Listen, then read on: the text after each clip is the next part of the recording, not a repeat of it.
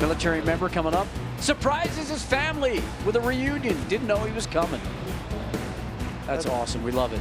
Hey, another cool thing that's going on now around Major League Baseball, it's the 9th annual Umps Cares online charity auction. And what this charity auction involves in is the umps giving back to children. And Mark Wegner told me what you can bid on online. Packages that include tickets and hotel rooms at ballparks around the country, and we even have some stuff for umpire fans, most of whom are family and friends, but we appreciate their support too. So it's for a great cause, and we hope you can go on and look and see if there's something you like. Go to MLB.com, Umps Care. It runs through May 1st. Plenty of things that you can get there. Hey, umpire families, they're people too. Yeah, I listened to MLB radio again. Jim Reynolds, one of the umpires, was on. And Matt Diaz was talking about how he was surprised to see that umpires have hearts and souls because he didn't know that when he played. All right, we ready? What we're rooting for? I'm ready. Let's kick it off. Yeah. Let's go. I'll go first. How about I take the lead off Do tonight? it, Huey. I will do that. Steady Senzatella, exactly. Antonio's just been a workhorse this year. 5 innings in his first start, but after that, 7, 7, 7. I'll take another 7 today. I'm following up. Everyone in the truck is waiting for this. Valleca. How about Valleca? All right, Pat Valleca's going to play left field. Let's hit like a left fielder. Let's rake. Let's do some damage. Let's score some runs. I love it. Valleca. I'm going for series split. When you looked at the schedule in advance of this season, this is a stretch that was going to be really tough. I thought the Rockies were going to have to tread water. They're actually excelling. When you think about it, getting a series split here would kind of be a win because the Nationals team is on fire right now. Yeah, you've played 3 4-game series this year too, and this Nationals team, they're going to win the NL East. I don't know. Yes. Looking at what we've seen this week, this is a good baseball team. Can the Rockies get the split? We'll find out. They send Antonio Senzatella on the hill against the veteran in Gio Gonzalez. Senzatella, he's been making sense all year long. Let's hope he continues to do that.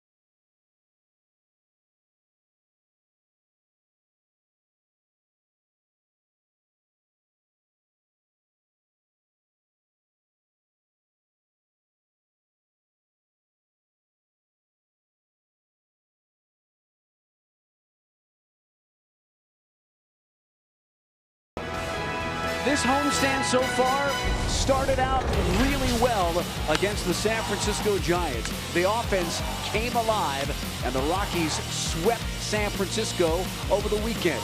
And then Washington came to town. A come-from-behind win, Charlie Blackmon with a big hit on Monday. And then the past 2 games, it's been all about Bryce Harper and that Nationals offense, as they have scored 26 runs in those 2 wins. But the Rockies still have a chance to split this series and get to a nice number of 15 wins on the season.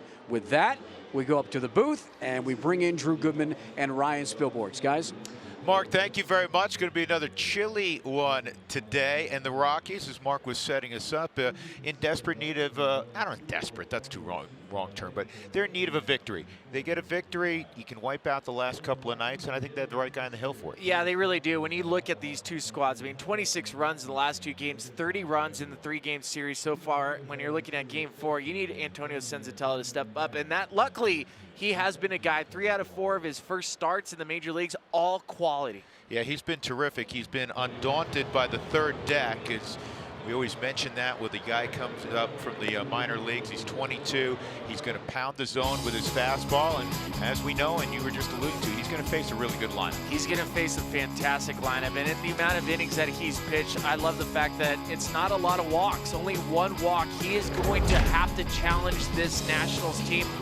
Bud Black talked about it today. Said, use your fastball. Don't be afraid to mix the pitches up in the zone. Use your secondary pitches. But this Nationals team, anything in the middle, they're firing it, and they're putting good swings on it. So you cannot miss middle. But the #1 key, remember what he said, the #1 key, the thing he's going to talk to before the game, is don't walk a pitcher. It's happened twice in the last couple of days. It's led to, unfortunately, big innings, lopsided innings. Do not walk the opposing pitcher. That is rule #1, according to Buddy Black. We are set for baseball, afternoon baseball. It is the final game of this 4-game set. It's Colorado, it's Washington. Come on back to Lodo with us.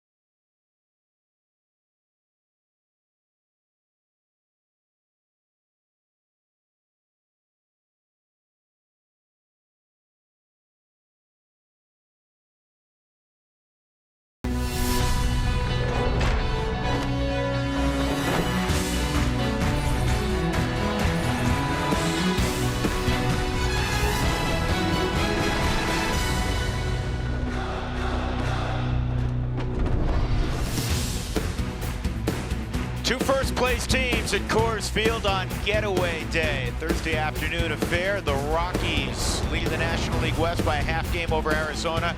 And the Nationals 4 games above both Miami and Philadelphia in the NL East. The Rockies for just the second time this year, have lost consecutive ball games. They come in at 14-8, and the Nationals at 15-6. That man will have the baseball today. Antonio Senzatella on a very cold Thursday afternoon. It's overcast, but hopefully the rain stays away. And Senzatella will lead the Rockies out onto the field. He'll throw to Dustin Garneau this afternoon. Tony Walters behind the plate the first 3 games. Tony really swinging the bat exceptionally well.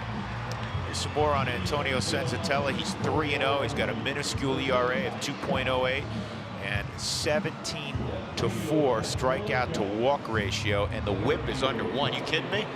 He's good, and he's going to have to trust his stuff. Today, we've seen it in the past. His fastball will explode on the hitter, and this Nationals team, you're missing middle of the plate, they're hitting it. They're taking their walks and using his secondary pitches for Senzatella. He started using him more in the last 2 starts. So early in the season, the first 2 starts, he was using about 90% time fastball. This is a team who's going to have some sort of secondary pitch. Early counts too, and he's done that a little bit more the last couple of starts, where that slider will show up on a first pitch. Adam Eaton will lead things off. This is a very good lineup that is very hot, which is a lethal combination. The Southwest batting order with a veteran manager, Dusty Baker, Trey Turner, he's been unconscious, Bryce Harper. The good news is Ryan Zimmerman, who's also been out of this world, is taking at least the first part of the day off. Daniel Murphy will bat cleanup. Adam Lind is in there at first base for Zimmerman. Jason Worth, Matt Wieters. Wilmer Defoe is at third for Anthony Rendon. And the left-hander, Gio Gonzalez, will round out the 9 for the Nationals. Here's the Rockies defensively.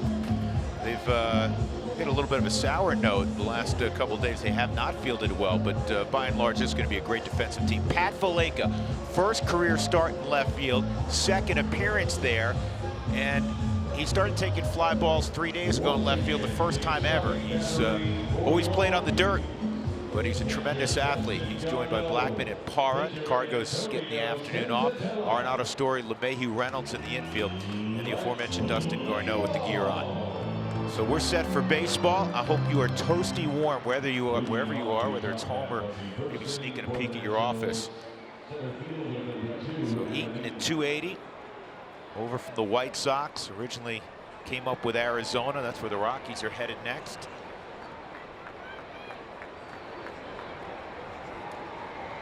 The other thing you'd really like, Spilly, is the Rockies to get a quick jump in this one. They've played uphill in all 3 games. Now, they were able to overcome a deficit on Monday. The last 2 days, not quite. They've been pretty big holes trying to get back. First pitch was in there. That pitch just off the plate, so it's 1-1 on Eaton. Eaton has scored 5 runs in the series. 21 on the season, which is 3rd in the National League. A little bit more on Pat Valaika. I think it's only natural for somebody that is a neophyte when it comes to outfield play, especially here at Coors Field, to play deep, because it's always easier to come in.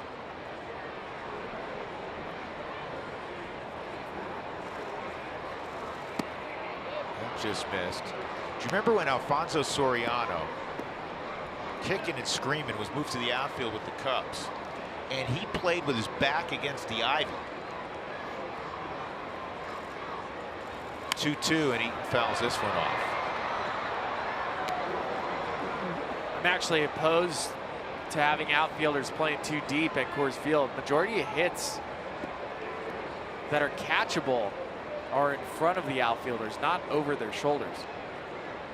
And I think your point's well taken, but for a guy that, as good an athlete as he is, can't be entirely comfortable. Well, he doesn't know any better, so just teach him to go and play shallow. That's how all outfielders do it. He's in a good spot right here, and he has good coaches working with him.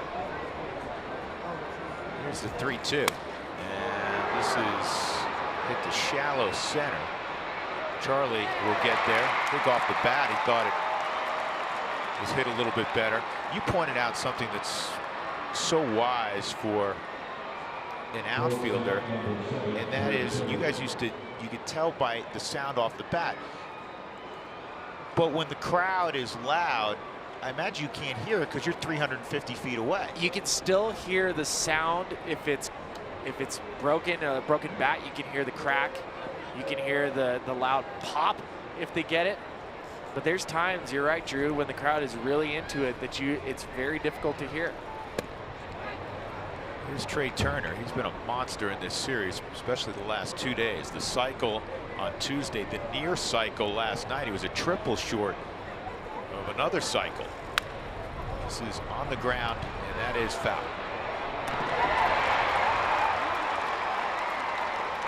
This is what I said about Senzatella that makes him unique, in that when we're watching him pitch, he pitches primarily off the fastball. In this Nationals team, we're telling you, this is as talented a lineup as you're going to see the entire year.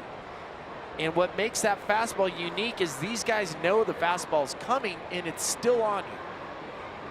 We saw with Adam Eaton, his fastball, he was fouling it off, breaks his bat to center field. Trey Turner, Senzatella's fastball is explosive, and part of the reason why is as you're watching him mechanically, he's quiet, not a lot of effort. It looks easy. It's that easy, hard fastball that is really difficult for hitters to pick up.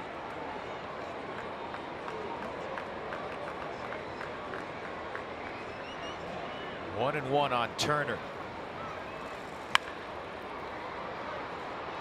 He's quick inside too. You saw how he got the barrel out there. Well, I think right there he's cheating. I think after Senzatella just broke his bat, he was looking in for a fastball. Because any sort of off-speed pitch down and away should get him to spin into the dirt. They're going to come in again, and they get a fly ball to Charlie. Once again, look out, Valleca slid behind him. That's got to be just inexperience. I mean, Valleca, you love the hustle. He's over in center field. He's smiling about it now. Charlie's going, I'm all right, buddy. I got it. Yeah, don't take me out on a routine fly to center field. Look at Valleca. He's running an open 60. Oh my goodness. I've never seen on, as you said, a routine fly ball, the left fielder. That's good. Coming that high. Maybe 15 feet, 20 feet behind just in case. He'll get an extra orange slice and juice box later today. Now Bryce Harper. Just missed 1-0 on Harper. 4 hits last night for Harper and a walk. And that's not a misprint. He's hitting .432 on the season, and his on-base percentage basically 55% of the time. 2-0. How about his road trip? 17 of 29, a .586 average, 6 doubles, 3 homers, 9 driven in. Oh, and he's also walked 9 times. Is that a road trip? That's a month. That's a heck of a month. That's a great pitch at 97 on the black. 2-1. Harper #1 in baseball and on-base percentage. Not a surprise. Freddie Freeman's off to a great start. He had a tremendous second half last year. 3-1. Well, and all those names on the on-base percentage leaders, all very aggressive in the zone, and they are not biting. They are not chasing outside the strike zone. Even though they all have power, very disciplined at the plate. And that's what I'm talking about. Senzatella, 3-1 fastball. Harper's looking for it, and Harper's been able to take a lot of baseballs and shoot them off gap, hit him opposite field. In fact, Bryce Harper leads Major League Baseball with the batting average on pitches away from him. So Senzatella, 3-1 fastball away, and doesn't get him to bite. They're going to go out there again, and that is fouled off. 3 straight at 97 on the outer edge. Cincinnati, an early season surprise, huh? Shortstop Zach Cozart hitting .383. got 393. Another 3-2 with 2 outs. And Bryce Harper may have gotten the benefit of being Bryce Harper, because that was all over the Subaru strike zone. That's one of the things that, for the Ryan Spilborgs of the world, has to be frustrating. Why is his zone different than mine? That's a great pitch. Well, we chatted about Greg Maddux the other day. As great as Greg Maddux was, it still should be a 17-inch plate. Here is Daniel Murphy, strike 1. I'm with you, but at times guys earn it. I mean, for being around for this long, and Bryce Harper 5 years in the league, a Rookie of the Year, an MVP, the numbers he's been able to produce, he's proven that he has good plate recognition when he's hitting.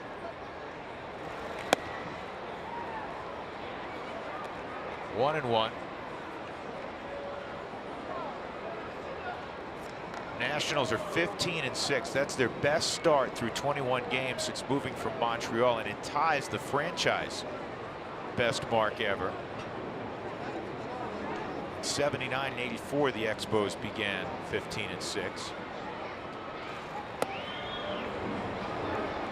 It's, you know, the thing about it with that pitch not being called strike 3, now you got to throw more bullets, and it's 21 pitches in for Senzatella.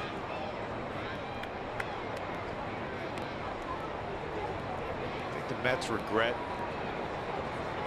not working out a deal and re-signing Murphy. 100%. Have to. They had front row seats to this guy. And what he had done in the postseason. That's what I'm talking about. They saw him turn into that. And what's worse for them is that he goes to their rival in the East and he kills them. Crushes them.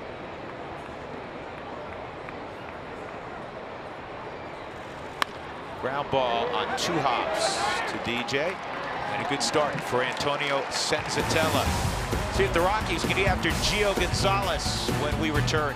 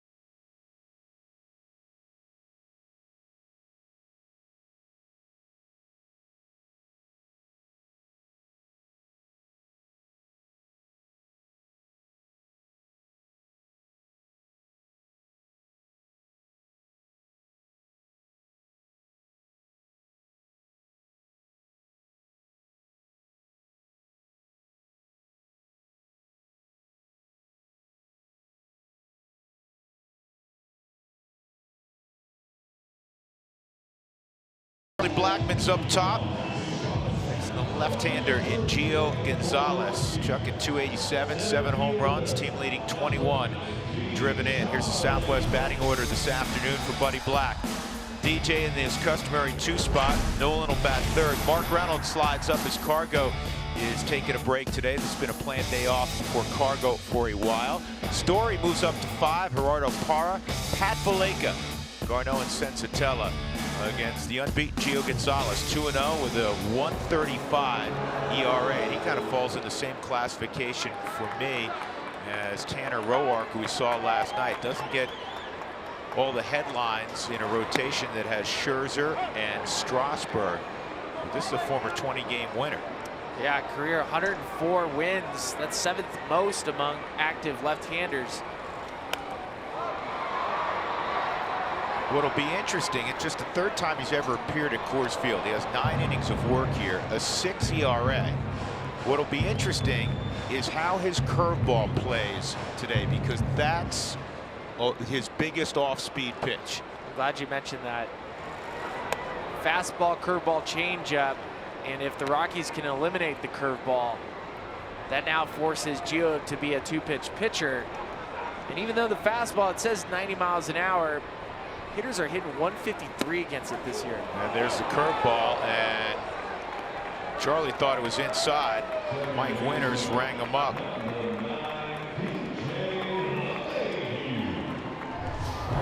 A curveball on the inside part of the plate. And a good curveball is a good curveball. Sometimes you'll see guys have to change their sights and maybe start it lower. This ball runs back on the Subaru strike zone. It's not where he wanted it, but it was in the Subaru strike zone. Talked about this last night. Sometimes when you have a big movement like that from your catcher, you're not going to get a strike. LeMahieu last year against Gio Gonzalez took him deep at Coors Field. He's 2 for 2 lifetime. 2-0.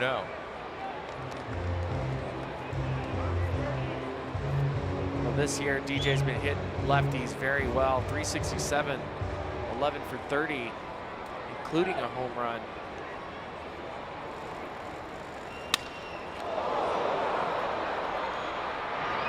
Two outs.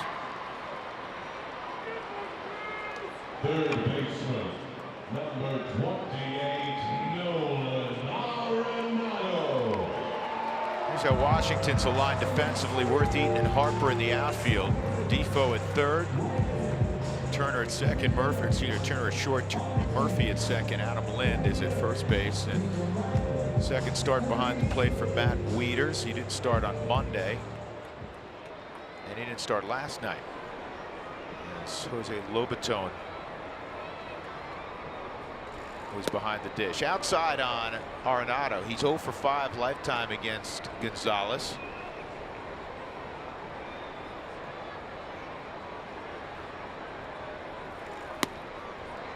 Two and 0.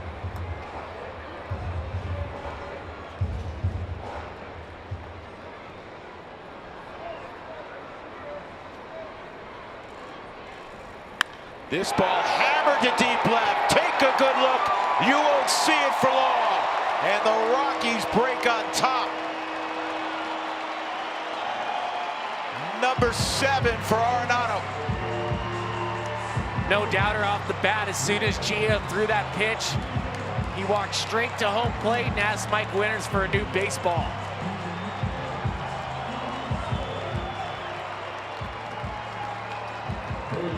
This is what you wanted to see with the Rockies.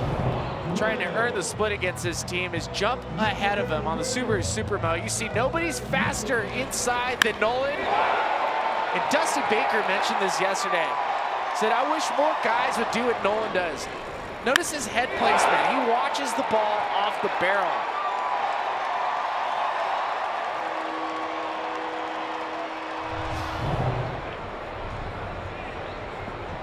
He's telling him, see? You see that?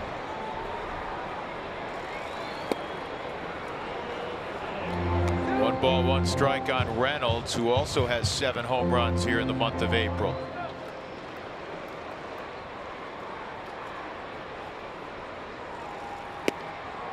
Two and 1.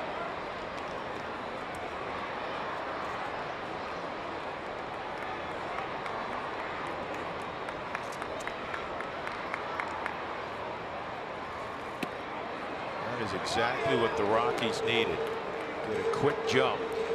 They had only one other early lead in this series. That was on Monday when they led 1-0. They fell behind 4-1, came back and won that ball game. This is softly hit to Turner, and he milked the play. In the inning, the Rockies get a home run from Arenado, his 118th of his career. And it's 1-0 Rockies as we go to the second.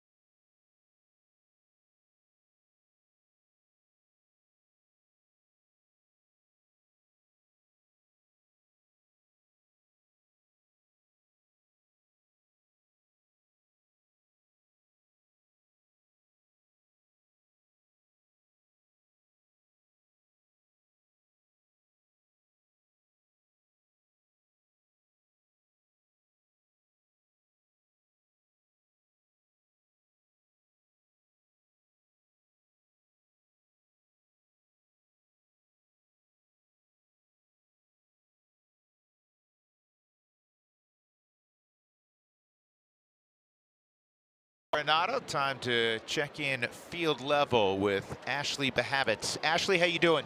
Thank you, Drew. I'm doing well. Antonio Sanzatella on the mound today. He has been sensational thus far this season, but off the field, he has had a rough year. He lost his mother last year in July of last season and would have celebrated her birthday this week. Now, he talks about leaving his memories and bringing those memories of his mother. He's got it on his glove, on his cleats, and in his hat to remember his mother, Nidia. And guys, I talked to Bud Black before this game, and Bud Black said it's hard to overcome something like that, and he's not quite sure how Sanzatella has been able to bring that loss of his mother into his success so far this season. But he said he plays with so much passion and so much emotion, guys. Yeah, it probably heightens Ashley his focus each time out, and he's visiting with Garneau right now after the first 2 pitches missed.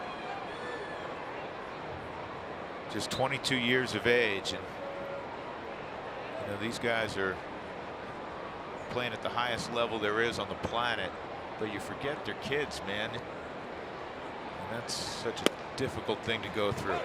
That's why I think as players you have to make sure you don't know what your teammate's going through, making sure you check in, say hi. 2-1 on Adam Lind. He fouls it off. 2-2. I was talking to some guys with the Indians, and Tyler Naquin is a guy whose mother was battling cancer, and they rallied around him. They found a way to, check in, and he wouldn't have said anything if it wasn't for his teammates checking in with him. Valleca near the line makes a nice running catch. So Pat Valleca getting an opportunity early in his first career start in left field. Those are a little difficult. Listen, you played a lot of time. That's what you were. You were a very good outfielder, and so that ball's going to tail away, obviously off a left-handed bat. Just go back to one thing. He's a baseball player. Yeah, he's a baseball player. What do you expect? His family, baseball players. His brother went to UCSB. He gave him all the knowledge he needed to go to UCLA because they weren't going to teach him baseball skills there. No, that would never happen. 1 strike on Jason Worth. Had you not gotten rejected by UCLA, would you have gone there? Yeah, I would have gone in a heartbeat.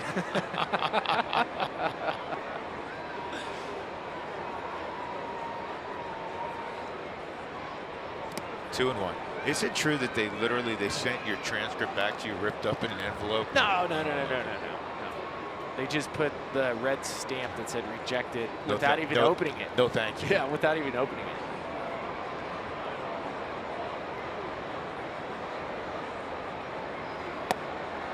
Three and 1. Sanzatella a little bit off with that early command. 31 pitches, 16 in the zone, 15 out of the zone, but they're not big misses. That one was a big miss, and now a walk to Worth. It's the second walk of the game now for Sanzatella, and for Antonio, it's pretty amazing when you look at what he's done in the history of Colorado Rockies. He's the first Rocks pitcher to go 7 innings in 3 of his first 4 starts. Pretty impressive. I mean, this was a guy that coming out of camp, I was not 100% sure what we were going to see from him. Opportunity presented itself with injuries. Chad. In fairness, I don't think anybody is. Even the Steve Fosters, Darren Holmes, and Buddy Blacks of the world. You like what you see, but it's a whole different animal pitching in the Cactus League to all of a sudden pitching when it counts. And he didn't throw much last year. He's got to get that pitch, though. That's now a couple of borderline pitches. Not border, they're in the strike zone. It's in the strike zone, right in that Subaru strike zone.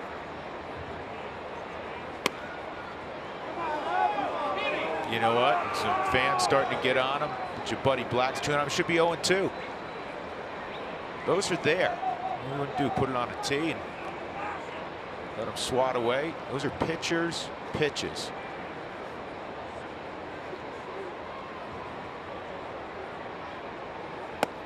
And it's 3-0. And Garneau's going to go out. Veteran lineup. and they're going to not only put some heat on the young pitcher, but they're also attuned to what Mike Winter's strike zone is. And if he's not calling stuff on the edge, they're not going to have to cover that. You got a young battery too. I mean, Dustin Garneau doesn't have a ton of big league time where he can, like a Matt Wieters could suggest, hey, you know what, we need that pitch. And now another walk. And that one's in the strike zone again. That's ridiculous. Even on a 3-0 pitch. Listen, they're human, and you're going to miss one, you're going to miss some occasionally, but those are all over the outside corner.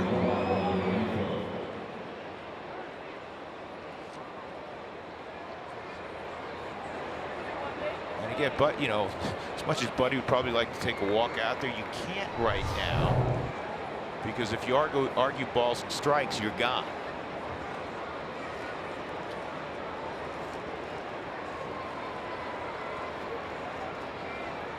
So 2 on, Defoe at the plate, and he hits this ball well to right center field.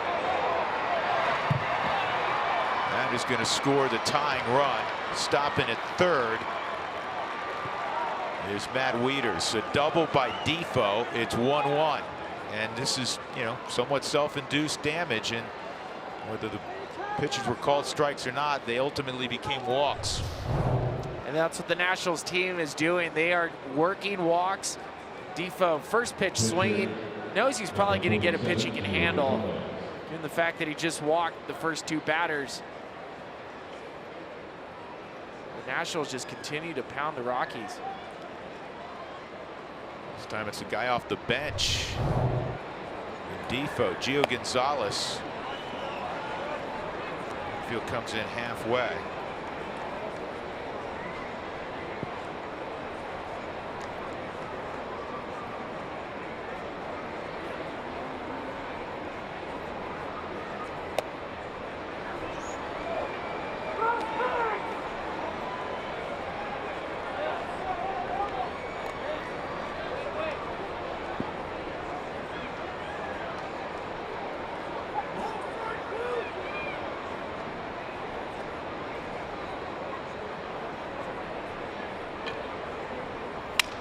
Slowly hit to short.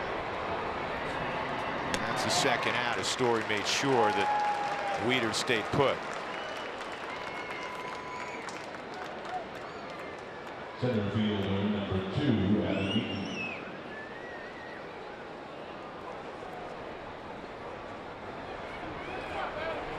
Adam Eaton with 2 outs.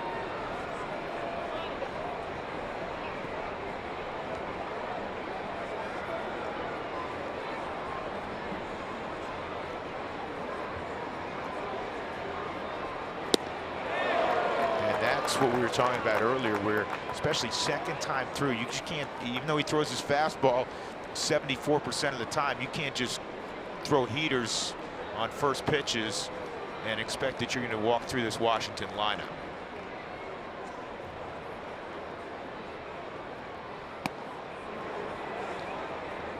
Another near miss, so it's 1-1.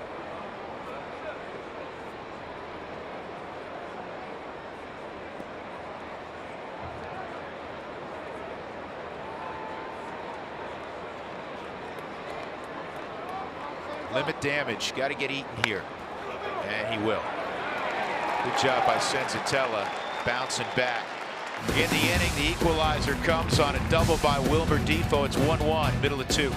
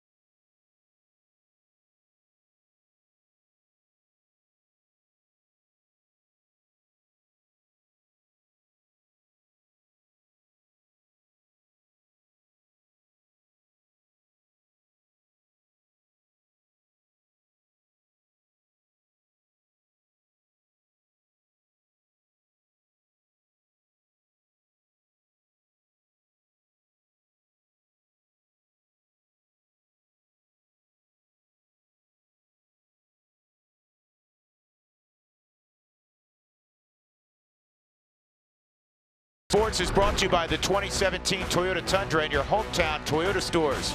And by Southwest Airlines, yes to low fares with nothing to hide. That's transparency.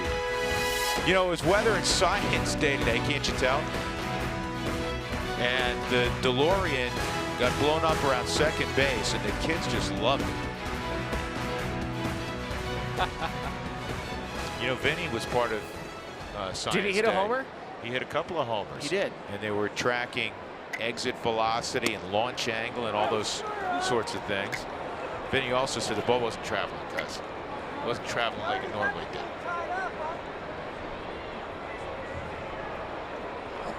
One ball game.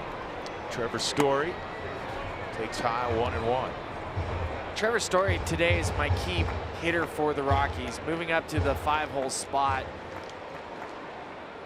And if Trevor can have a good game, I think the Rockies come out of this on top.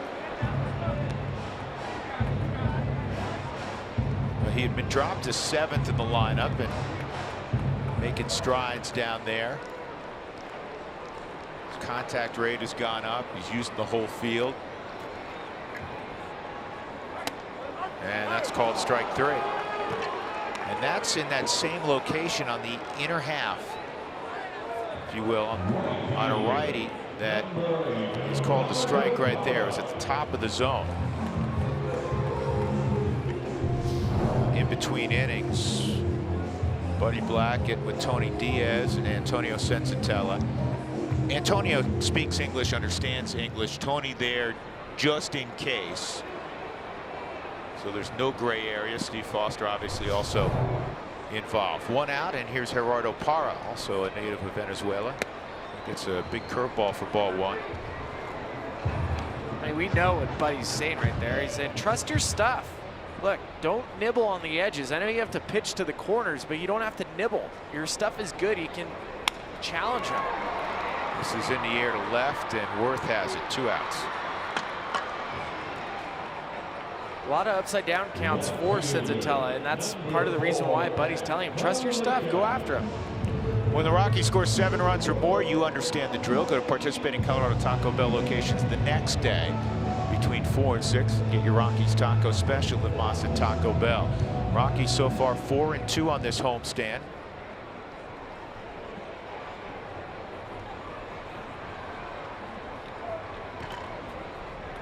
Valleca has swung it well since being called back to the big leagues up late last year.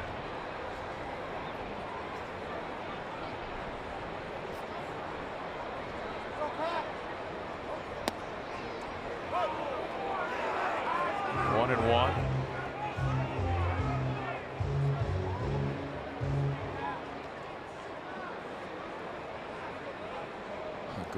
Great day teaching kids about the weather in the weather. Game time temperature 48 degrees, and it's going the wrong direction, Spilly. It's now 47. Hope Ashley has dressed warm.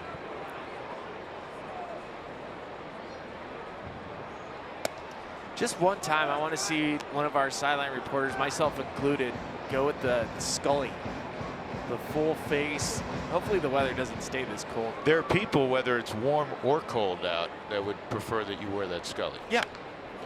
This ball is poked out to shallow right, and it is going to drop in fair territory. Valleca to second, in with a double.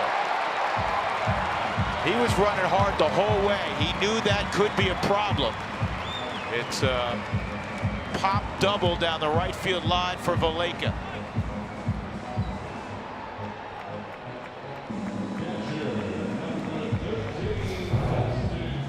This is perfectly placed. Fooled on an off-speed pitch. Adam Lynn gives a great effort, and the throw he makes from pretty much right field was right on target, right on line. It's a great read.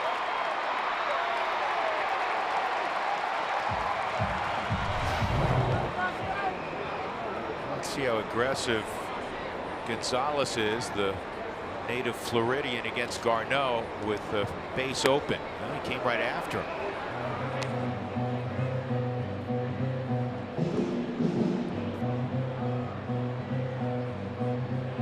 And Gio's going to challenge.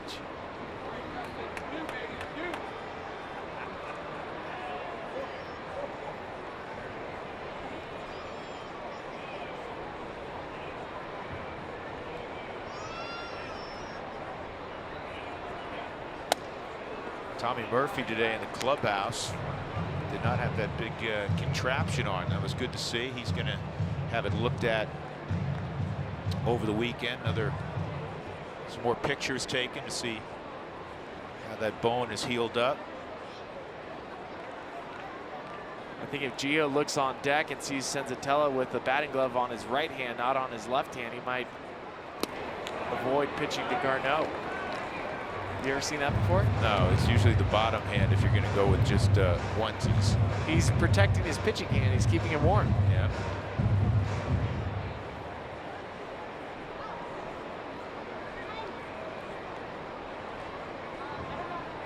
It's reverse Hunter Pence. 2-1 on Garneau.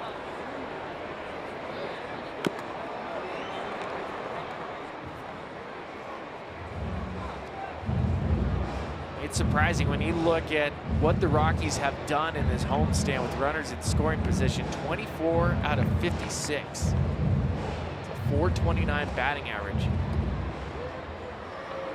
Yeah, the problem's been run prevention the last couple of days.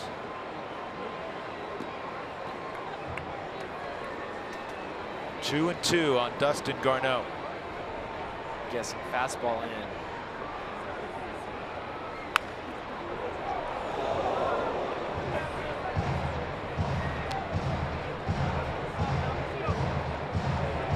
Everybody's good.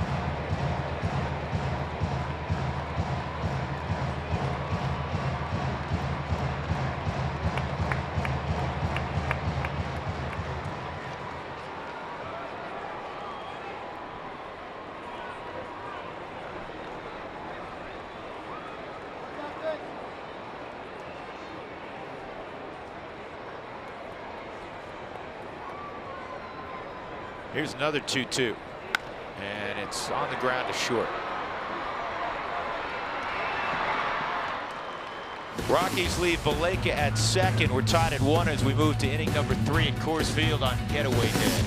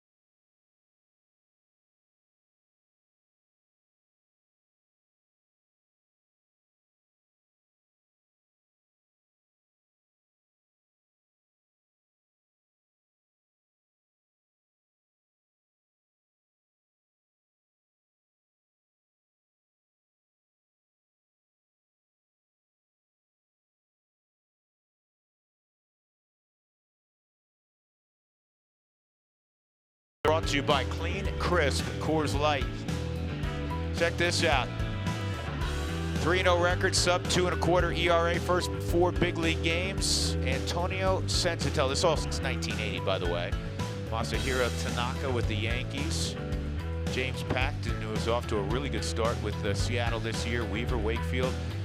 Alan Ramirez, you know what? That was a strange one. I was trying to remember him. He made only 11 starts in the big leagues and then was gone. I don't know what the backstory was with Ramirez, but suffice it to say, this young man has made his mark already in his first 4 starts. He's in a battle with Gio Gonzalez today. He'll face Trey Turner, Bryce Harper, and Daniel Murphy in the Nats half of the 3rd. We welcome in a guest Jonah Carey, longtime sports writer, journalist, author. Jonah, how are you? I'm great. How are you? Good. You broke out your Expos I shirt. did. I'm I glad you got to did. represent. I love the list has James Paxton, who's dominating this season as well.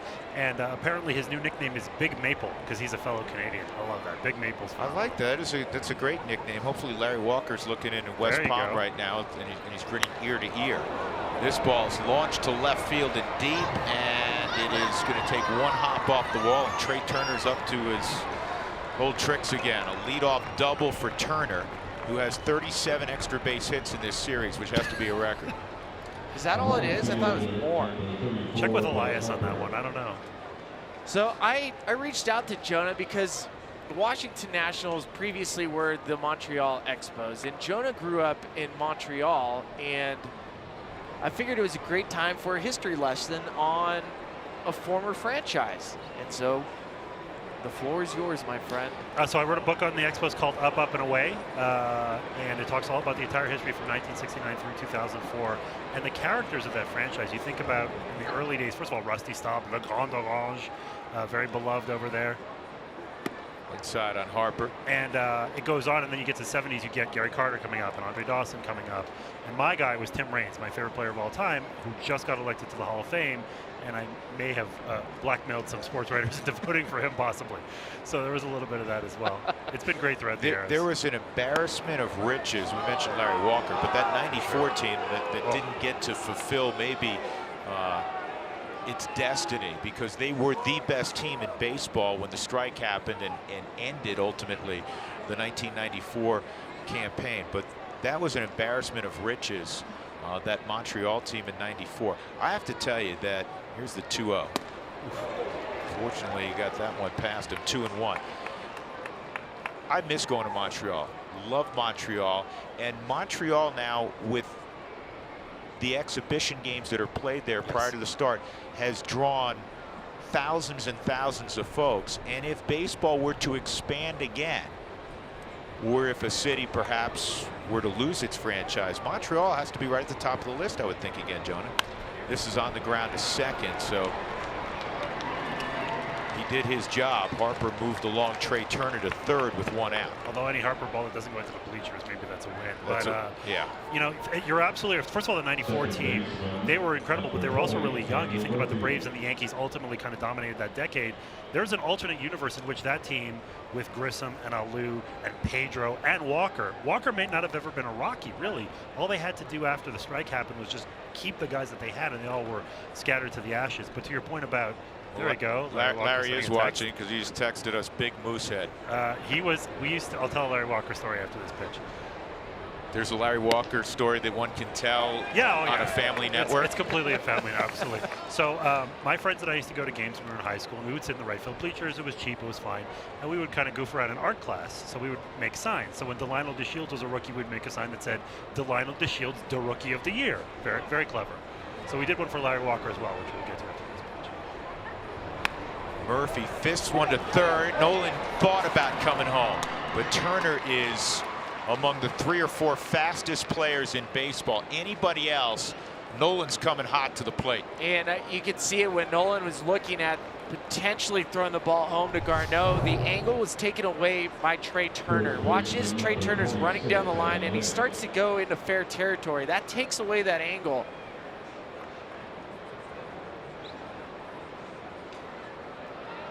Man, he's good. Even in those split-second decisions, you'll see guys try to make that play and throw it off the backstop. You see Arenado grimacing. He wanted to, but yeah, good play by Turner for sure.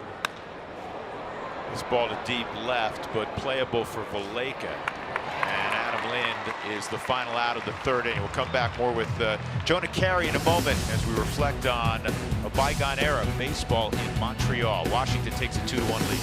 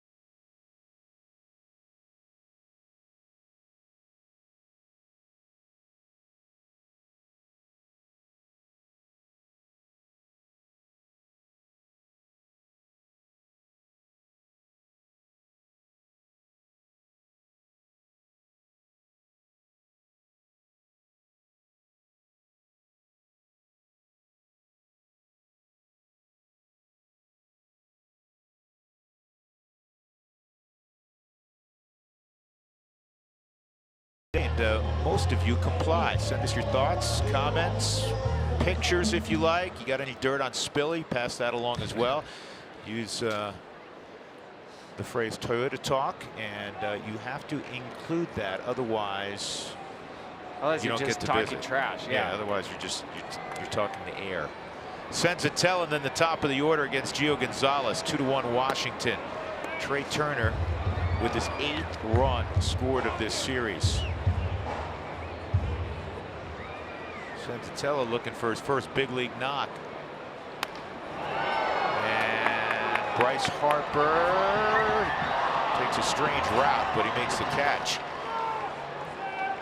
Jonah Carey continues on with us. We talk about the Montreal Expos, and you had a story that was rudely interrupted by the final out. No problem. So Larry Walker, we were big fans. We used to sit in the right field bleachers, and there was an old country band called the Oak Ridge Boys. Larry Walker was from a town in British Columbia, is from a town in British Columbia called Maple Ridge, British Columbia.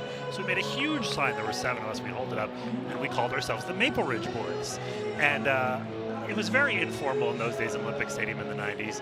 So there'd be a pitching change, and instead of going and talking to Grissom and Alou, he'd look up at the stands, and we'd be sitting in the first row yelling, and we're teenagers and we're being idiots.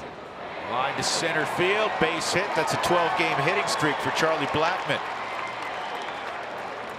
And so he saw us and he spotted us. So it was a 3-minute pitching change. We're talking to him. How's your friend Cam Mealy doing of Boston Bruins? Great. I mean, we're just bringing up whatever Maple Ridge, British Columbia stuff that we could.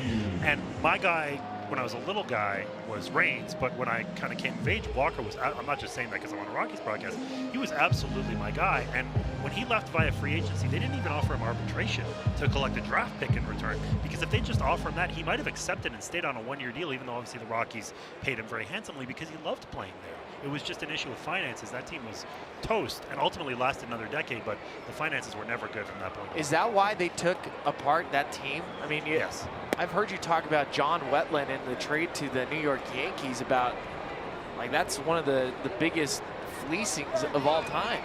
Let's outline those 4 guys. Marquise Grissom got traded for Roberto Kelly and Tony Tarasco. Much respect, those guys are not as good as Marquise Grissom. Kenny Hill goes over to Cleveland. Wetland traded for Fernando Seguinol. Who? You're right. And Walker goes over for nothing. They don't even get draft pick compensation. Let's look at what those guys did the next season. Kenny Hill goes to the playoffs with Cleveland.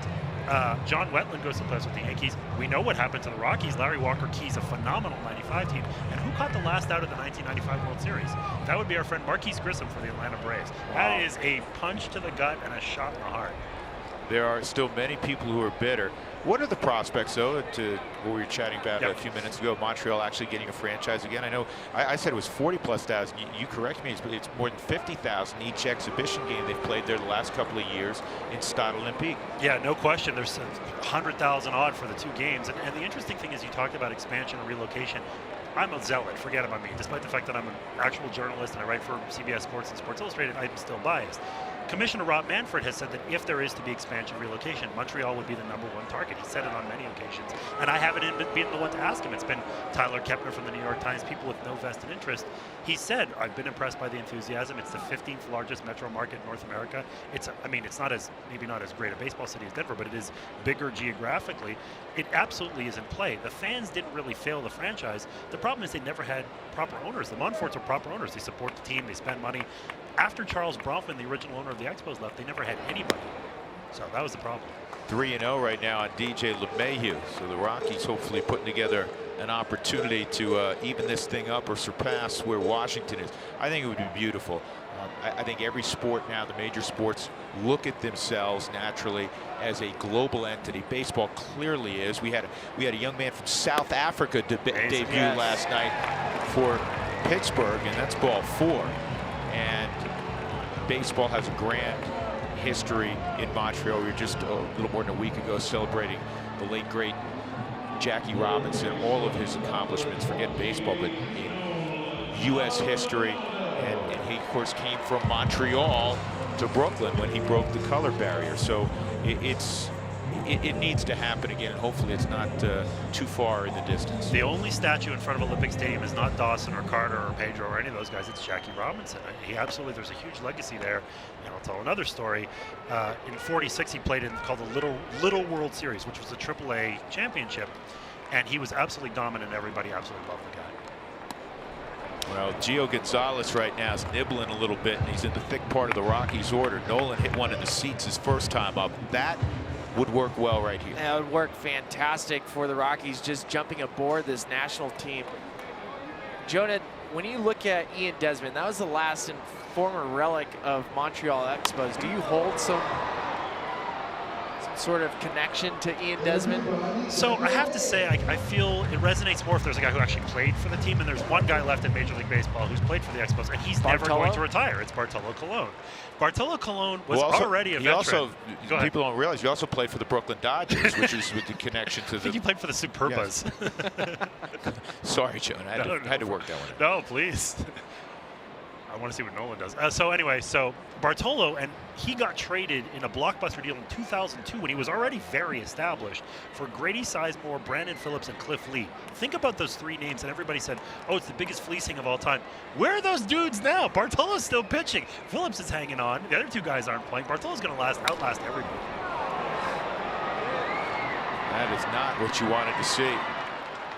An inning-ending 6-4-3 double play. So Washington stays in front 2-1 as we go to the fourth.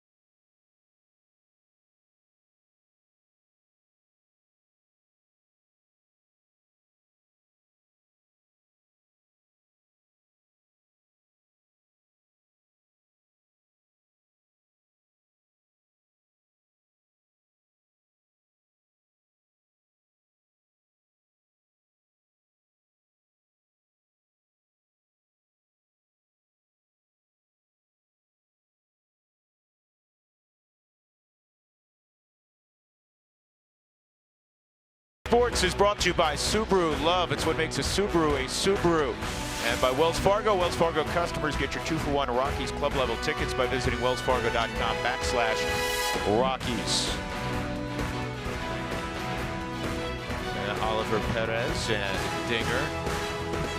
Cha-cha-cha. 2-1 Washington leading with Ryan Spilborghs and Ashley Behabits. I'm Drew Goodman, and a little more time with Jonah Carey, a special guest today, as we reflect on the origins of the Nationals franchise in Montreal. I miss St. Catherine Street in Montreal. A lot of good places to dine.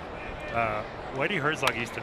This is Jason Worth, first pitch swinging, and he lines a base hit to center field. He's been on twice. Whitey Herzog used to famously fly his St. Louis Cardinals in, ideally like the day of the first game, not the night before. Why did he do this?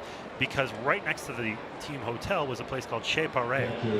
People might be familiar with Chez Paré, or at least have heard of this establishment. It is an establishment of the night, and basically the Expos had a huge home field advantage during their heyday because opposing players would say, oh, that's where we're going. So, yes. I hope that was okay to say on air. I guess it's too late now. Perfect. Elegantly put. Chez Paré, which was right around the corner from the Sheridan. That's the one. From what I've been told. Oh, and also I should mention that this week on my podcast, it is cleverly called the Jonah Carey Podcast, I had Canadian Prime Minister Justin Trudeau on the podcast. Wow. Which was a nice get, and we talked about the Expos extensively because he's basically my agent from Montreal. Matt Wieters at the plate. Wieters walked his first time up. Senzatella with a 1-1 count. Two guys that are going to go into the Hall of Fame. You mentioned Tim Raines. Yep. But Vladimir Guerrero, first year on the ballot. You expect him to be a first ballot Hall of Famer? So he was first year this past year, so next year will be a second. Second year. Yeah. And I do think he's got a pretty good chance. There's actually a little bit of a debate about whether he should go in as an Expo or an Angel. He won an MVP as an Angel, a phenomenal player with the Angels. But if you look at the stats, I would say he's a little bit better as an Expo. The Angels have never had a Hall of Famer. The Expos have had 3 now. Yeah, they've never had one. Nolan Ryan, you could maybe argue as an Angel early in his career, but he ended up going in with another franchise. So it wouldn't necessarily bother me. And we would embrace Vladdy.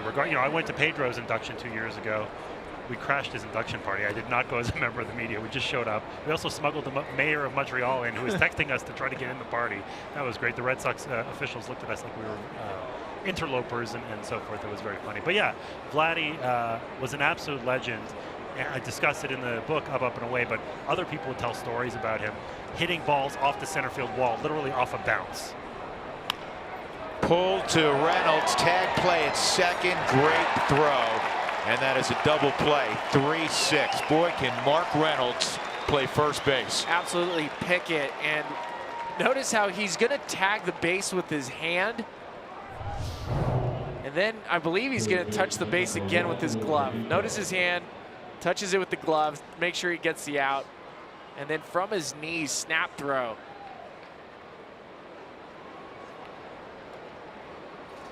It's a great play.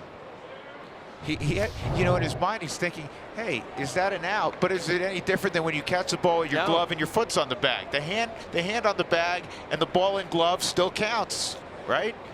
Well, you can see the gears working though, right? Yeah, you're like, I think it works. I mean, he called him out at first base, so that's all that matters. Spilly, you keep him in the lineup when Ian Desmond comes back. I mean, how do you bench this guy at this point? You don't. You find ways, and that's a beauty. We've been talking about that with Bud Black. That's one of the best problems you can ever have as a manager, is having talent. Strike on Defoe, 2-1. Well, take today, for instance. If you have, when Desmond's healthy, and he's really close, we're going to talk about Ian a little bit more here in the next couple of innings. He's going to be in left field today. With all due respect to Pat Valleca, he'd be in left field. Reynolds would be at first. And there are other days where you give Charlie Blackmon a day here and there. Charlie plays virtually every day, wants to play every day. Cargo, same deal, but you can give those guys a day. You give Mark Reynolds a day. Ian Desmond's a really good player. This is on 2 hops to second. Well, Jonah, we really appreciate your time. Thank you for having me. It's a pleasure. Thank you, Drew. And as Larry Awesome. Walker just sounded off, you are an encyclopedia of knowledge. I'm sure on a lot of subjects, but particularly on the Expos.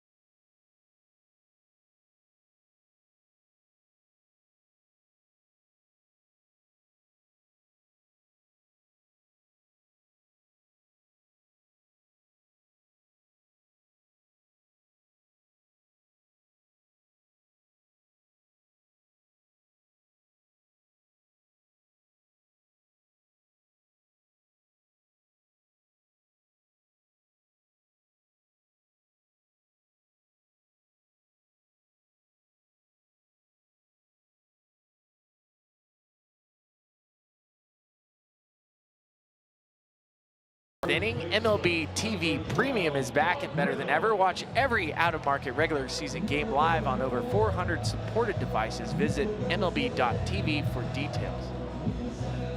So here we go in the bottom of the 4th. The Rockies will have Reynolds, Story, and Parra trailing 2-1. 3 hits apiece. Gio Gonzalez, so used to seeing him as a national, but the 31-year-old came up with the Oakland A's. First pitch strike to Reynolds. Mark bounced to short his first time up.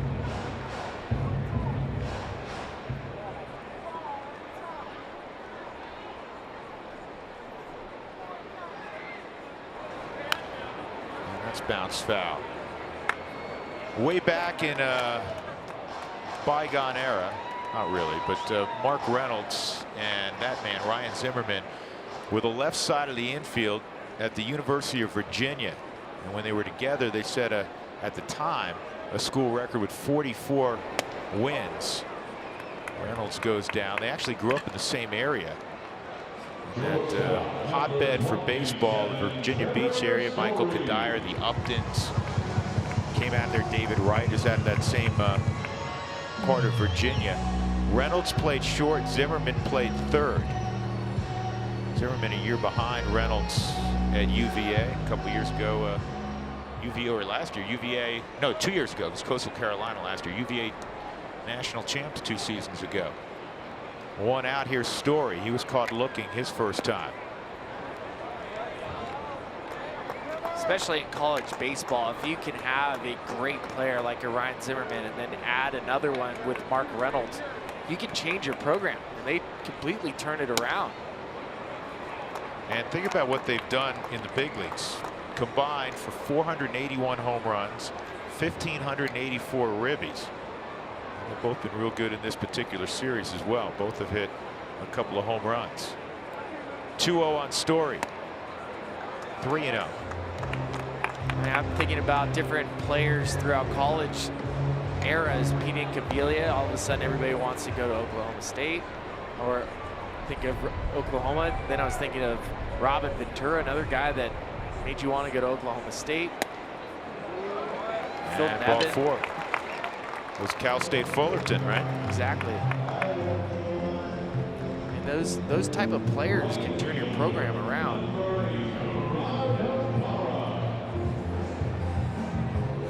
Gerardo Parra working on a 6-game hitting streak. Hit a fly ball to left field in his initial at bat.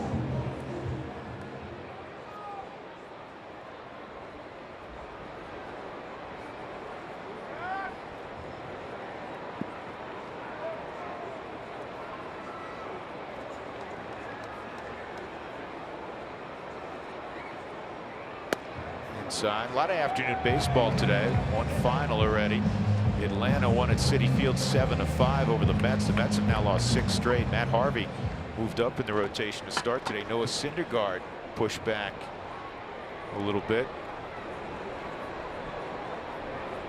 Philadelphia leading Miami in the 8th, 3-2. That misses. Dodgers Giants underway at AT&T, and the Dodgers have a 1-0 lead on San Francisco in the 9th. Toronto leading at St. Louis 4-2. Detroit and Seattle 1-1 in the 7th. Rockies to Arizona after the ball game. Washington back home where they'll take on New York, as in the Mets. 2-0. 3-0. All of a sudden, Gio Gonzalez was 7 straight out of the strike zone.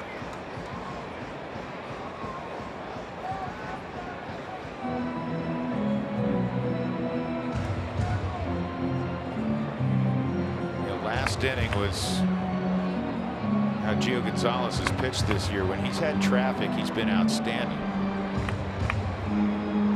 This year he's retired 90% of hitters who've come up with runners in scoring position, and he got one of the most dangerous guys in baseball, Nolan Arenado, to bounce into a 6-4-3. Got to be taken here, and that's in there. 3-1. Well, Gio Gonzalez has had 4 straight quality starts, has thrown 6 innings or more, giving up 2 or fewer runs per game. It's how he started Spilly a year ago. He got off to a great start last year and then faltered. He ended up finishing with an 11-11 record and a 4.57 ERA. 2012 was probably Gio's best season. Ended up finishing 3rd in Cy Young voting. He was 21-8 with a sub-3 ERA. That was the first year of a contract that he signed with the Washington Nationals, trying to avoid arbitration. Right now he is picked up on an option, has one more player option next year. But he mentioned it earlier, I still picture him with Oakland A's, it's been a while now. It's been a while. He's been in the league for a long time. 3-2.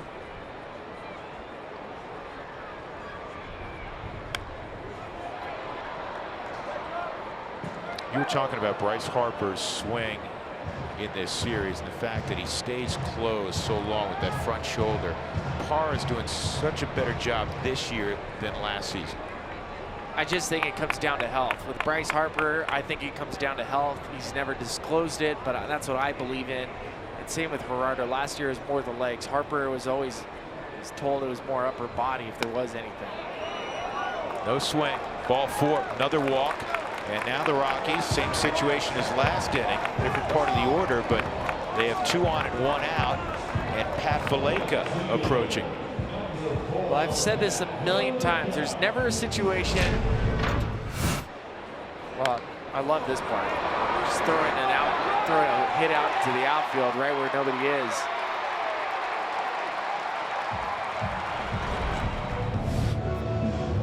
But even with 1 out, first and second, still a very difficult situation to hit in. You're trying to drive the ball into the gap, but not keep it off the ground. So you have to look for pitches up. Like that, and that's a base hit, and it should tie up the game. Here comes Story. Parra goes first to third. That a baby pat the back.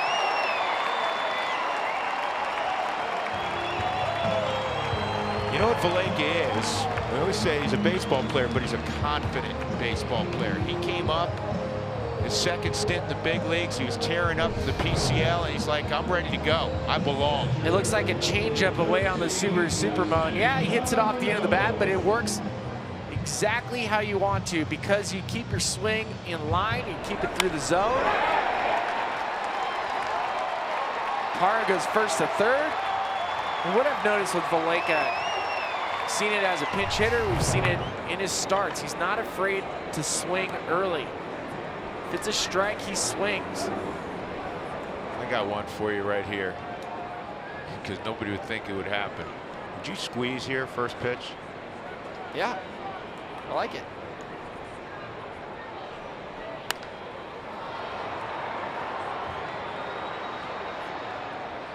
Just because you got a lefty out there, it's not going to happen now, but you got a lefty out there, you know, I'm thinking the catcher's going to squeeze. Got the pitcher on deck. See if the Rockies can push ahead the go-ahead run. 1 strike on Garneau. He hit a ground ball to short his first time up. For Valaika, his 3rd major league RBI.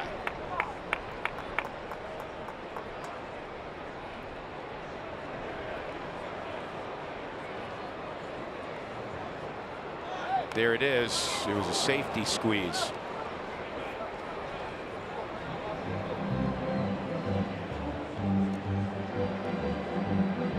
I like it. Buddy Black is many things, creative one of them. Well, you just think about it in this sense with you give the hitter a chance to swing at a pitch to drive it. Then you have another strike to go with the situational AB, go ahead with the push button towards first, and then have Gerardo read it.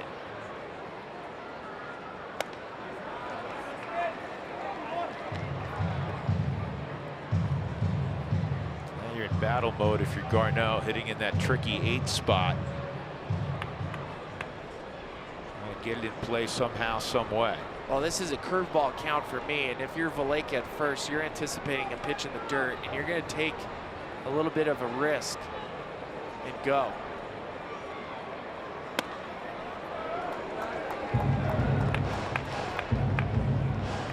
He's trying to get a ground ball.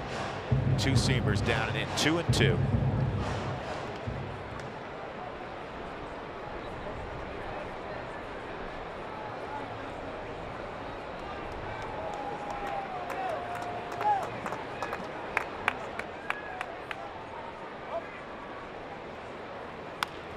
On the ground to third. And Murphy able to get the throw off. They turn it over 5-4-3. The Rockies do get the equalizer. Story scores on a Valaika hit. 2-2 go to the 5th.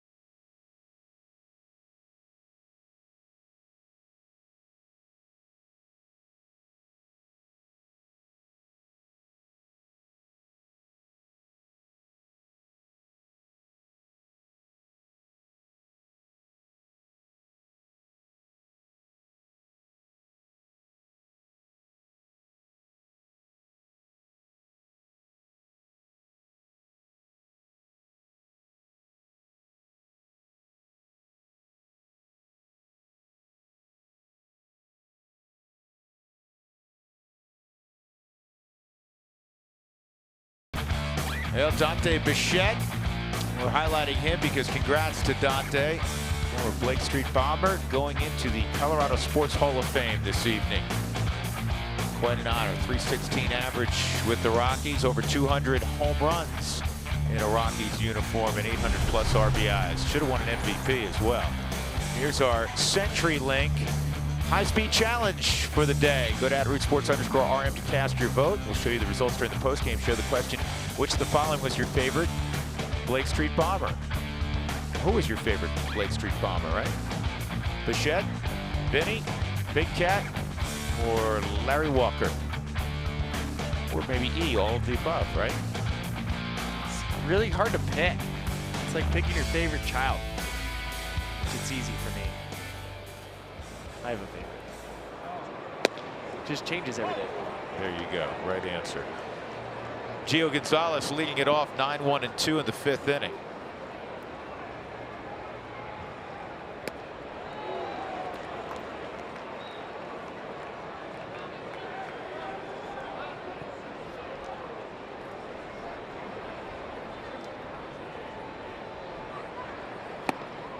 Gonzalez on 3 pitches, gone. And that's the first strikeout for Senzatella this afternoon. Let's check in once again with Ashley DeHabitz. Ashley, how you doing? I'm good. Speaking of Blake Street Bombers, Vinny Castilla took BP today during Weather and Science Day. There was over 15,000 kids here this morning, guys, and Vinny was just putting on a show. He put a couple out, but MLB StatCast was here explaining to the kids how they use science to use and judge exit velocity, launch angle, projected distance, and of course, pitch speed. Now, Vinny's exit velocity was around the 90s. They said that's pretty average for current players, so good for Vinny keeping up his exit velocity, guys. You want to know why? Because Vinny actually sneaks into the cage every once in a while in spring training. He still loves to hit. Some guys, they retire and they don't pick up a bat ever again. Are you looking at me? You're probably one of those guys. Have you picked up a bat? The last time I picked up a bat was at that Hall of Fame game in Cooperstown. No. Uh-oh. This ball's well hit to right. And it's going to get on out. Adam Eaton has put Washington back in front, 3-2. Second home run of the season for Eaton.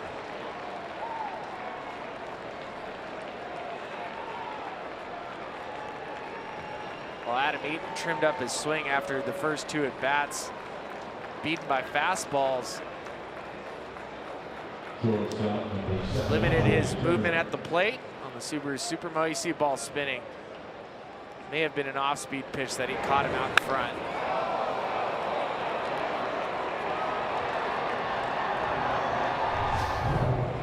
Now it's Trey Turner. He gets pushed off the plate a little bit, 1-0. Turner doubled and scored in the 3rd, 1 for 2.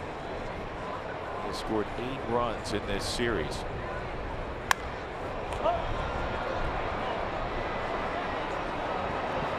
That is a problem, throwing an off-speed pitch if it's not a good secondary pitch for Senzatella to a hitter that's late on your fastball, especially in hindsight's always 20/20, but his fastball's so good. If you throw a spinning pitch in the middle of par play, and granted, that ball should get hit out of the ballpark if it's right down the middle and spinning, because it's a BP fastball. 2-1.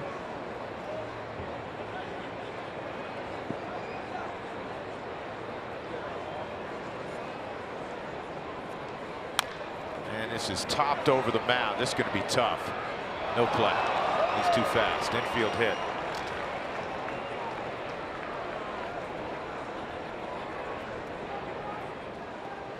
We were talking to Buddy Black in his office today about Trey Turner. Remember, when Trey Turner was drafted, he was drafted by the Padres out of NC State. Buddy Black was the manager of San Diego. Here's some of the things he remembered.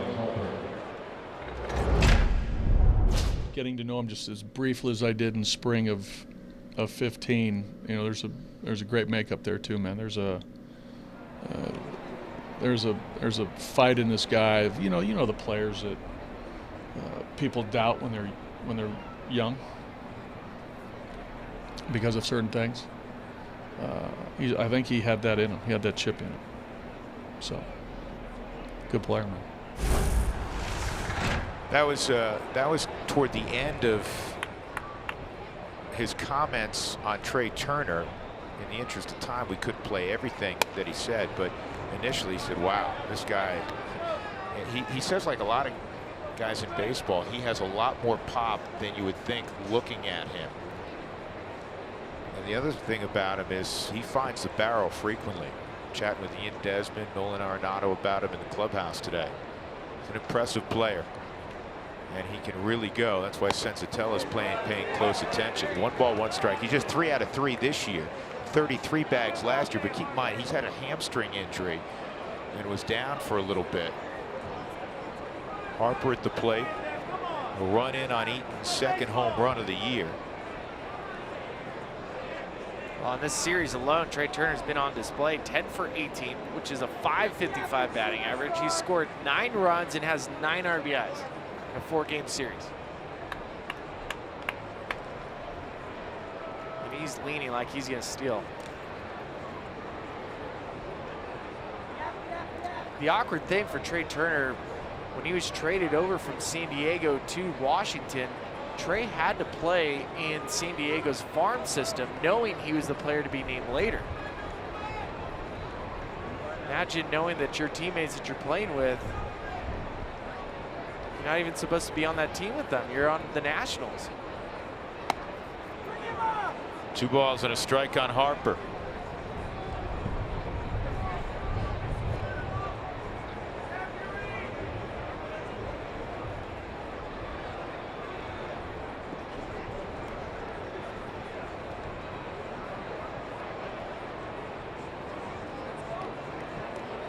Leaning. And it's 3-1. See this sometimes when you have a guy with great speed at first base and such a distraction, even if he's not going, that you lose focus on trying to get the guy at the plate. And that guy at the plate is a monster. So Murphy on deck. Well, basically he's speeding up his mechanics. This is a double play ball. If, well, DJ had a tough hop, and that thing kind of floated all the way to him. And with Turner's speed, so we always talk about speed. He couldn't even get the force on that. No, he had no chance. Watch Trey Turner on this ball. He is right on top of second base. Still a great play by DJ with that in-between hop on the Subaru Supermo. Sets his feet and still makes a good throw to first, knowing that he had no chance at Trey Turner at second. Yeah, Antonio Senzatella really appreciates that play by DJ. So 2 outs and Murphy at the plate with Turner at scoring position. 3 runs, 5 hits for the Nationals. 2 runs, 4 hits for the Rockies.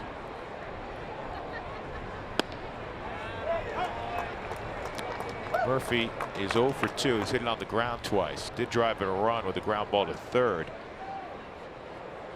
in the 3rd inning.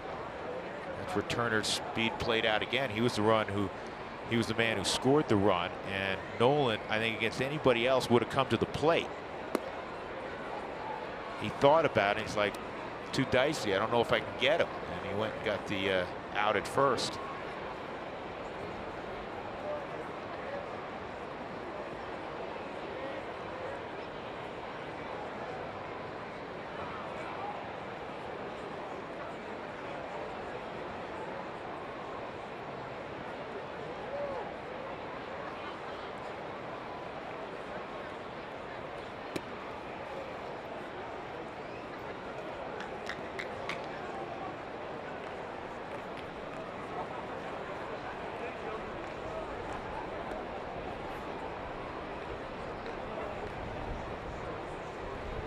Two balls and a strike on Murphy.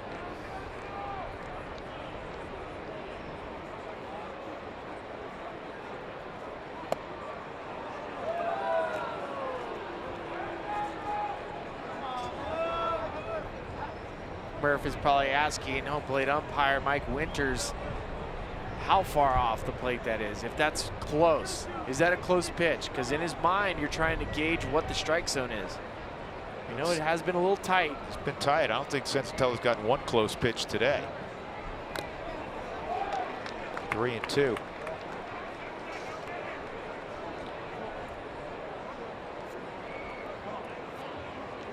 Murphy's one of the new age players that loves to talk about launch angle, and you can see he's one of the guys that doesn't believe in ground balls. He wants to put the ball in the air, and as a result, his entire swing and his career path has changed.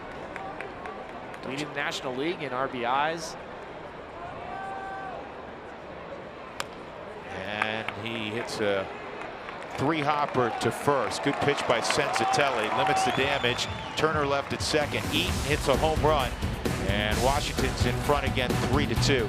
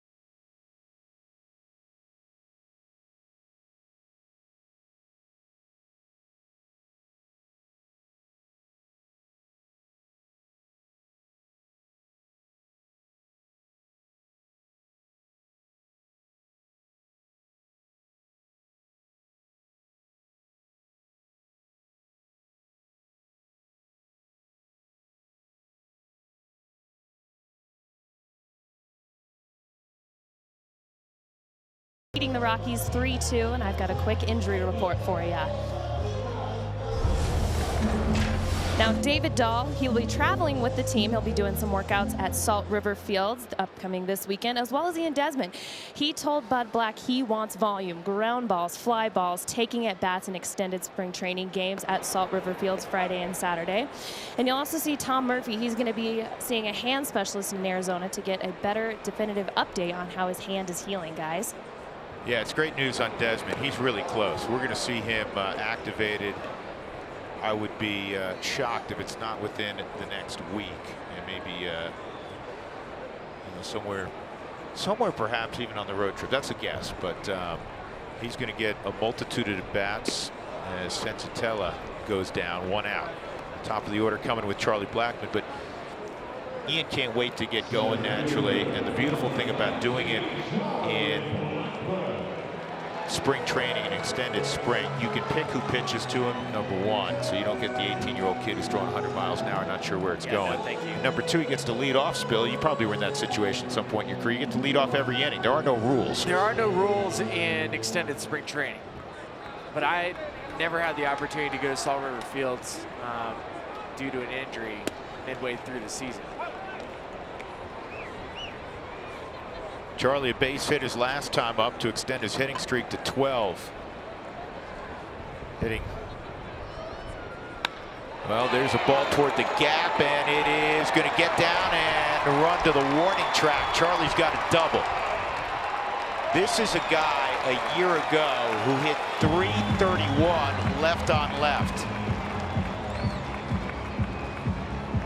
Came into tonight's ball game in .257 with 2 homers against lefties. And Charlie, just like we talked about with Bryce Harper and what we've talked about with Gerardo Parra, your ability to keep your front shoulder in allows you to hit lefties. Left on left, it's a little overblown because you always hear, oh, a lefty can't hit another lefty. Of course he can hit another lefty. You just have to keep the front shoulder in.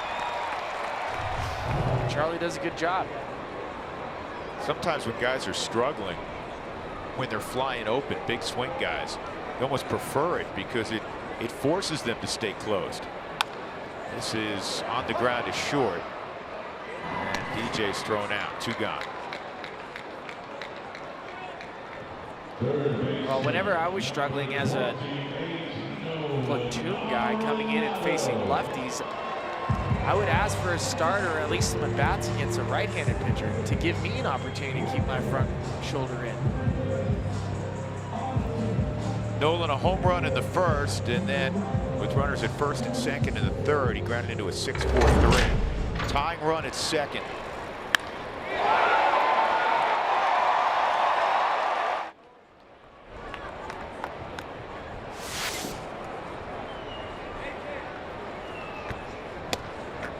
Nolan takes ball 1.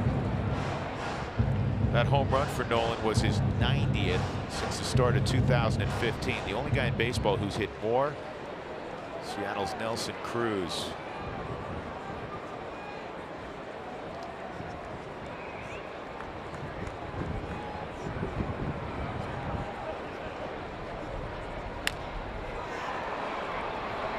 Gio Gonzalez all year has been a master at getting weak contact, and he got weak contact after that double by Blackman.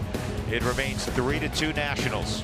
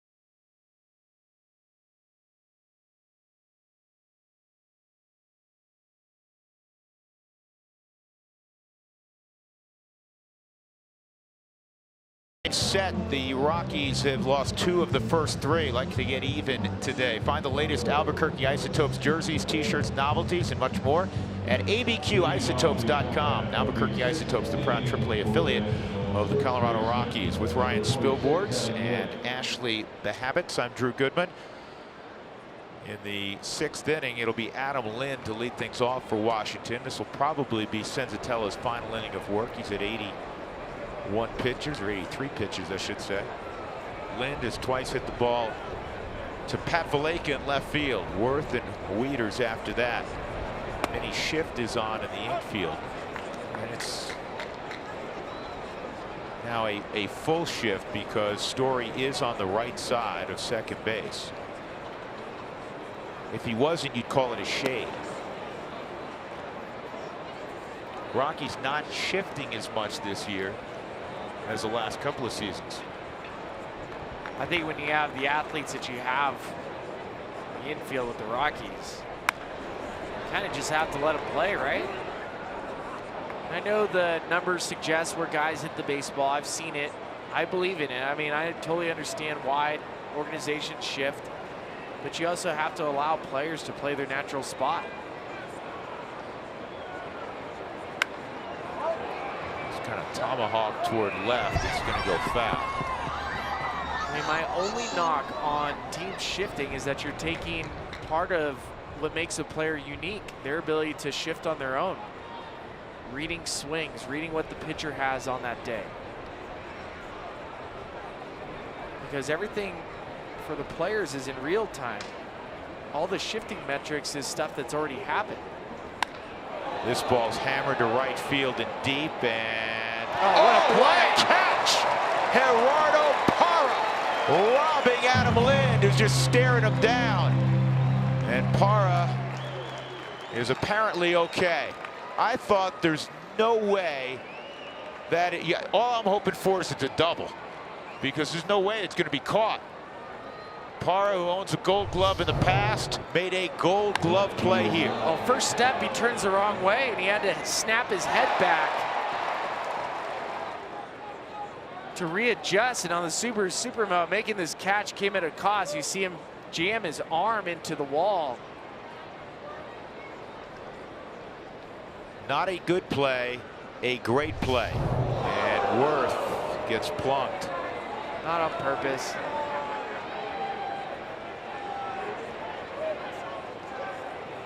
Nobody likes getting hit. No. I definitely understand that, but sometimes some of the reactions. It's a 3-2 game in the 6th inning. Unless we miss something, there's nothing going on.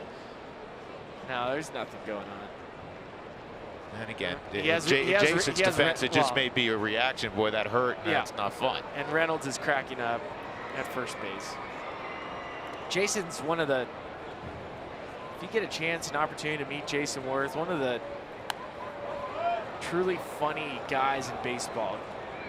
Always, like we talk about with certain players, Carlos Gonzalez, people always surrounding him. Jason Worth is another one. Plus, look at him. Don't you want to hang out with Sasquatch? A tame Sasquatch, yes. Here's the 0-1 on Wieters. That's a base hit.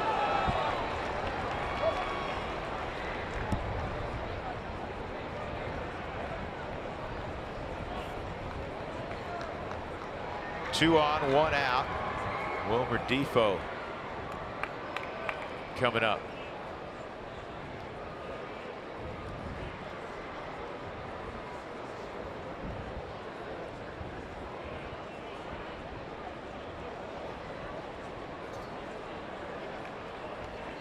Defoe a double and a ground ball to second.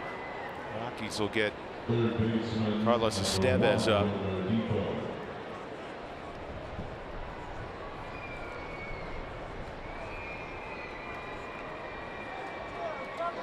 Defoe in the 2nd inning put the Nationals on board with the double, swinging first pitch fastball.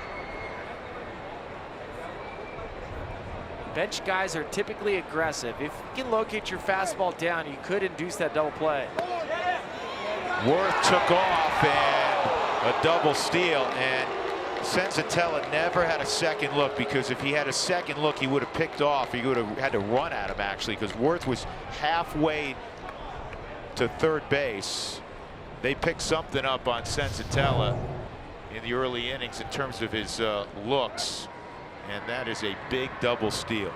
Huge. And Matt Wieters, if Matt Wieters is stealing second base on you, you know that there's a big jump.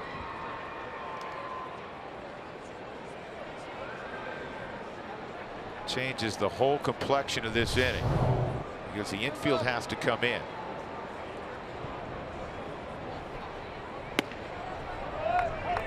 One and one.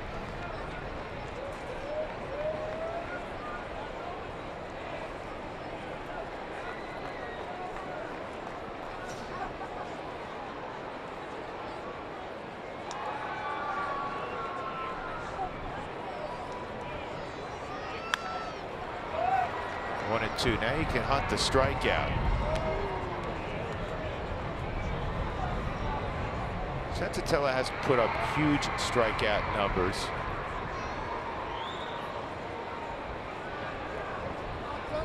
Yeah, it's because the secondary pitches are still a work in progress. The slider isn't quite sharp enough yet. The changeup isn't quite developed enough yet. The fastball will play. You can elevate. It's a good pitch.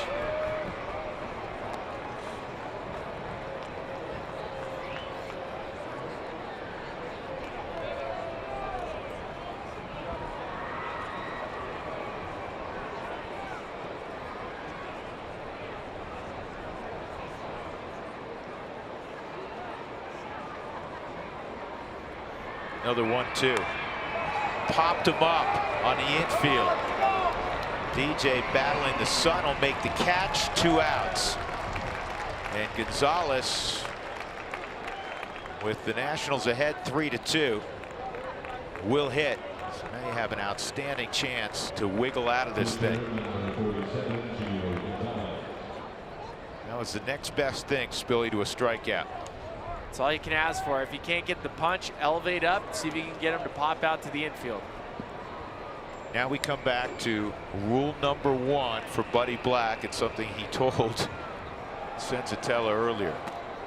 Don't walk the pitcher. Be aggressive.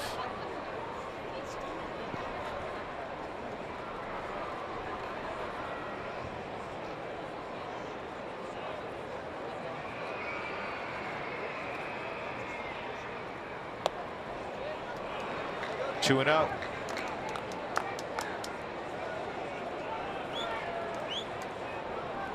Worth at third, Wieters at second.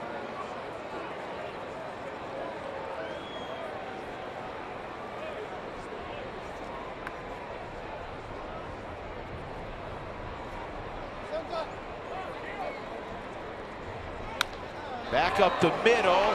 Story dives. It'll be an infield hit. And now they have Wieters hung up. Wow. If it's not a base on balls to a pitcher, it's Gio Gonzalez, who hadn't had a hit all year, rolling one up the middle, and now it's 4-2.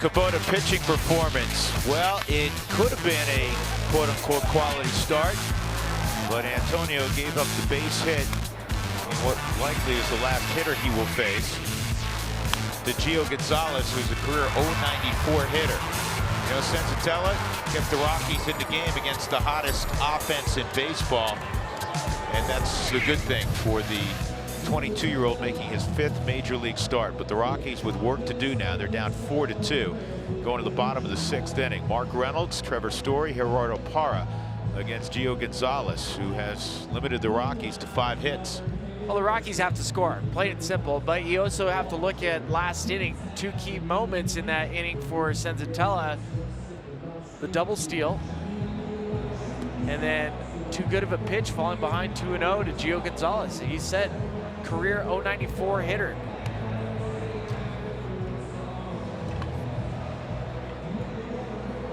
And part of it is you fall behind 2-0. In his previous at bat, he blew him up on 3 pitches. You just hate to see, you know, it's one thing if Madison Bumgarner gets you. And he got the tough out, Wilmer Defoe, to pop up. after the double steal. So it's on the Rockies offense now to figure out Gio Gonzalez. They've had their opportunities, but Gonzalez, as he's done throughout the first 3 weeks of the season, has gotten the big outs when there's traffic out there.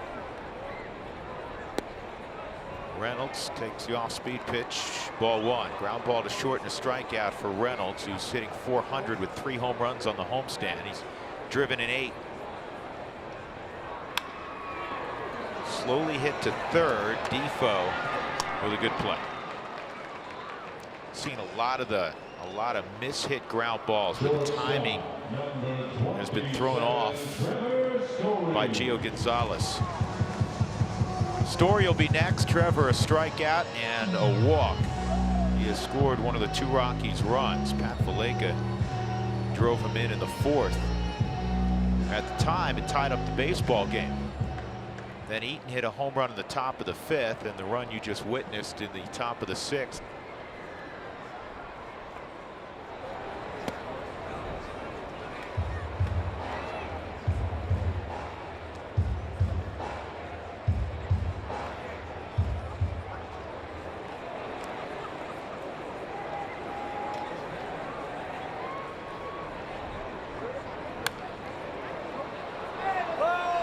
Two-strike count.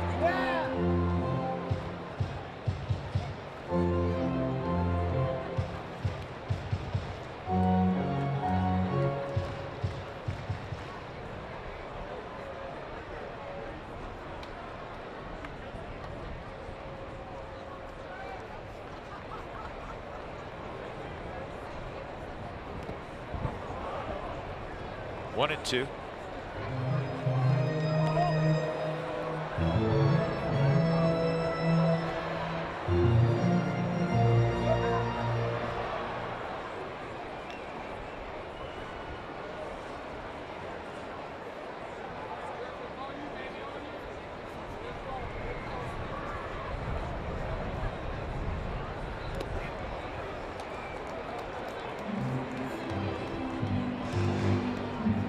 Gonzalez has been fairly economical at pitch number 76.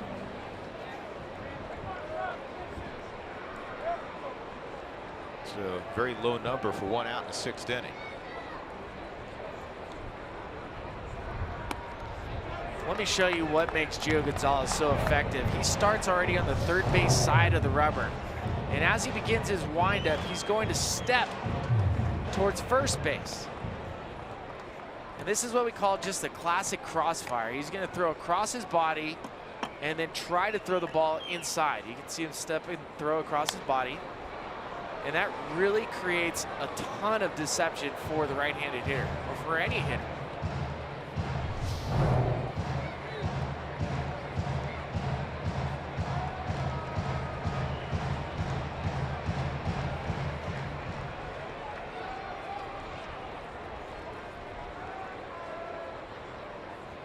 Full count on Story. 2 outs. 5th strikeout for Gonzalez. The Colorado Rockies home run for the Homeless 5K is June 4th. Go to Rockies.com/5K to register today.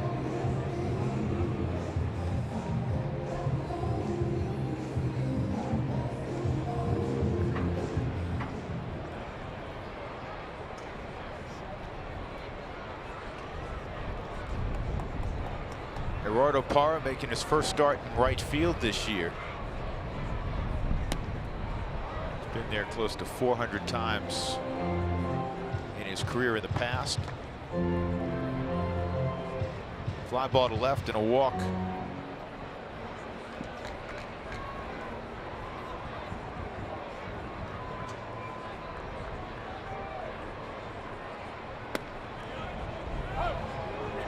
Parra just staring at that outside corner, saying, really?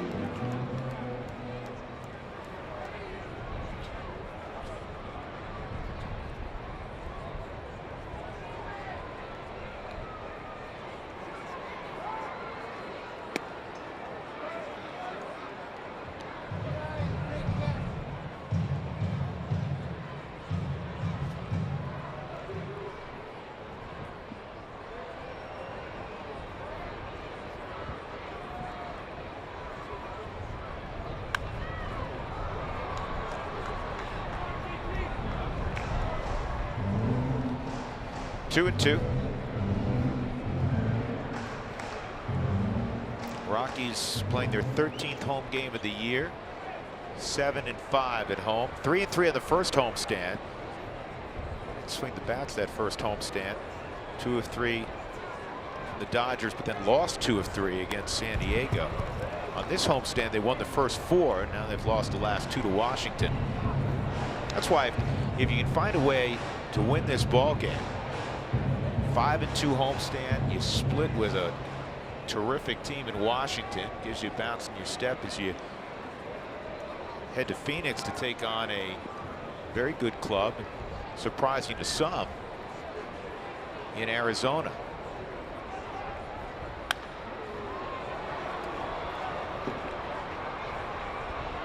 Oh, the wind pushed this ball right out of play. It was swirling.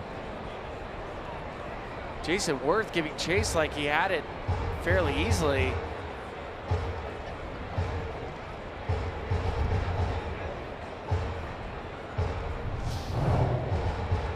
Jason Worth giving chase, thinking he has a shot, and then he just runs out of real estate. It's like, come on, get it. What?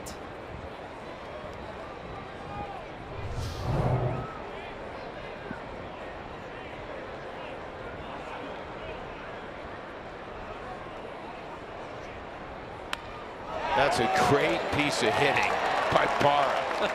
I mean, he started his swing, realized it was a curveball, somehow kept his hands back enough to like block it into center field. This is not a swing I'm going to teach anybody at home. Curveball, completely fooled. You lose your entire body on the lower half and just stick the bat out. Don't do that. But then do that. Adam Lind cracking up. How'd you do that, man? Come on. It's almost a cricket swing. It's pretty accurate description. Here's Valleca.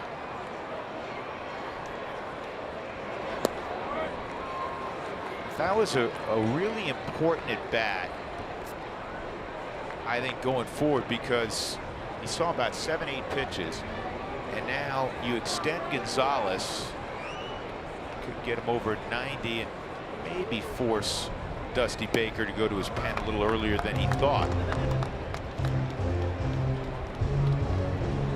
2-0 on Valleca, who's 2 for 2. He has 2 of the Rockies' 6 hits. Pop double to second, or down the right field line in the second, and then the RBI single to center in the 4th. Season high 107 pitches for Gio Gonzalez in his last start against the Mets, in which he went 6 1/3.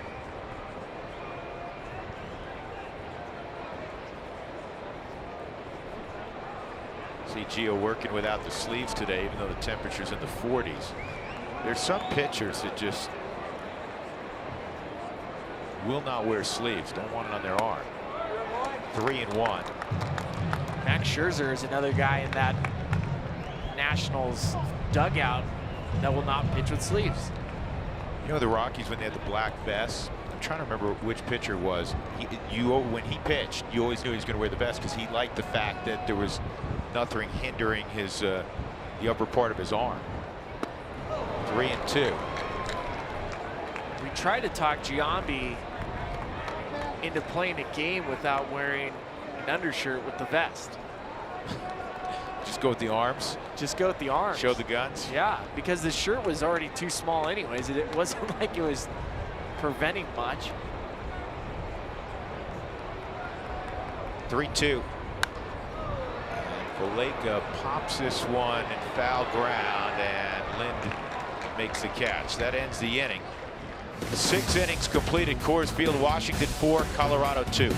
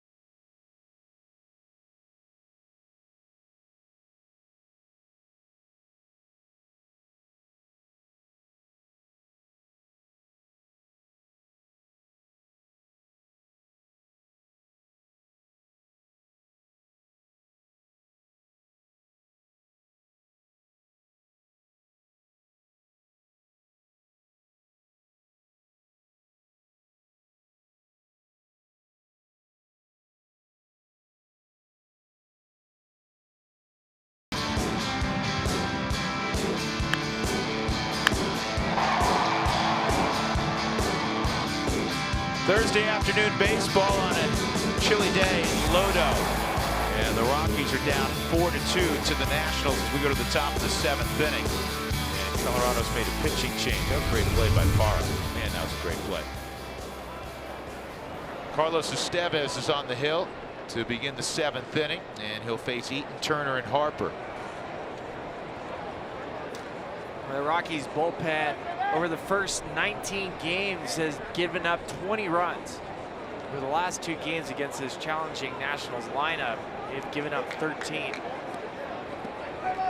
But Black and the Rockies are going to need to count on the pen to hold this team right about where they're at, to give their offense an opportunity to try to catch up.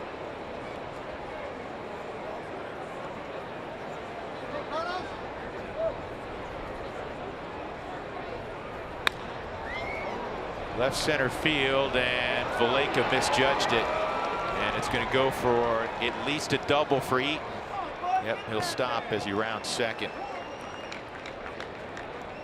And perhaps right there for the first time you see a little bit of the inexperience of Pat Valleca, who's in fairness has not been left field. Now this is his first game.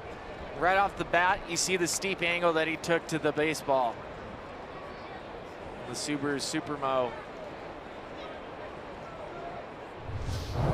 It's the toughest read for an outfielder is a line drive. It's even tougher when it's hitting the gap. You almost have to take a football post route to catch a line drive.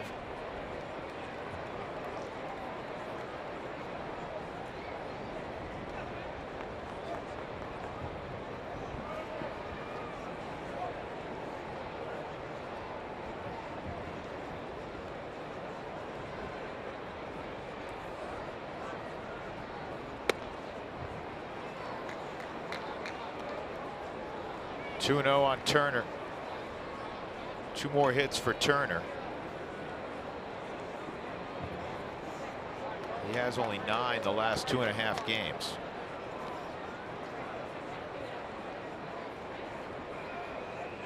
Single and a double today.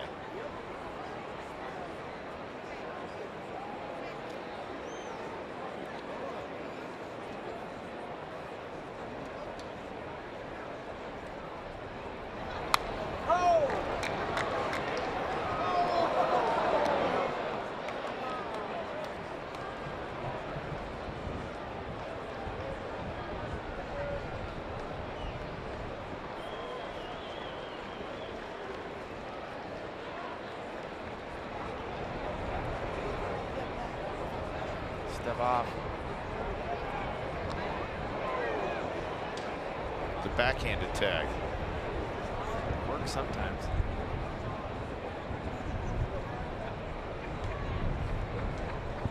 It's like the Javi Baez backhanded or blind tag, right?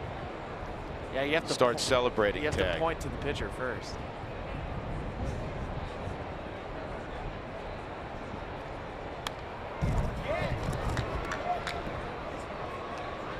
Two and 2 on Turner. These situations for hitters, when you have a runner at second base, it can get lost upon them because guys will try to move the ball and hit it to second base to move him over. Don Baylor, one of the great hitting coaches the Rockies have had,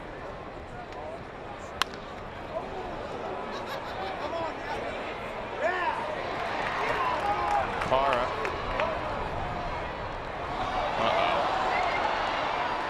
Good job by Carlos to back that up. So important for pitchers. That's, if you stand out in no man's land, that's a run. Good job, Carlos.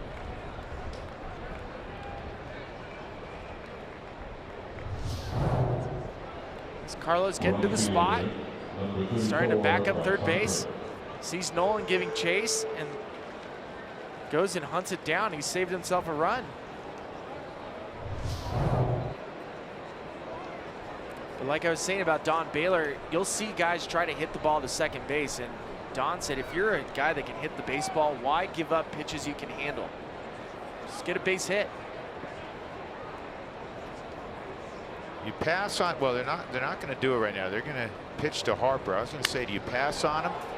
That's a great play by Reynolds, and then Mark threw it away. And you know what? Eaton had gone back to the bag. And it's 5-2. It's the Rockies' 6th error in the last 3 games after making 5 errors their first 20 games. The Rockies' record 0-5 when they make an error.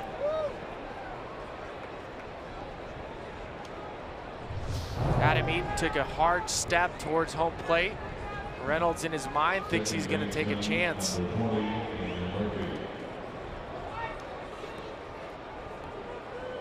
Good effort, good play by Mark to get to the baseball in the Subaru Supermo. The ball just sails on him. Murphy's 0 for 3.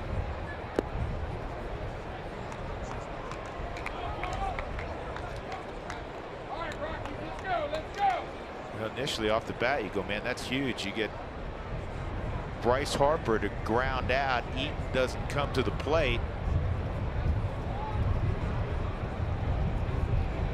But it didn't work out that way. Murphy with a 1-0 count. I said it a bunch the last 2 days. You have to play super clean against a good team to have an opportunity to win. And it's not just, when we say clean baseball, we're not just talking about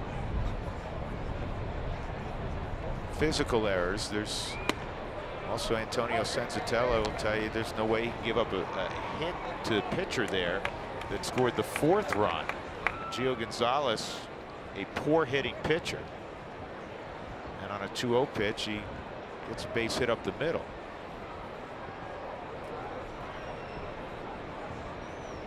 Earlier this week, a couple of walks to pitchers. Came back to really burn the Rockies. That's not playing clean baseball.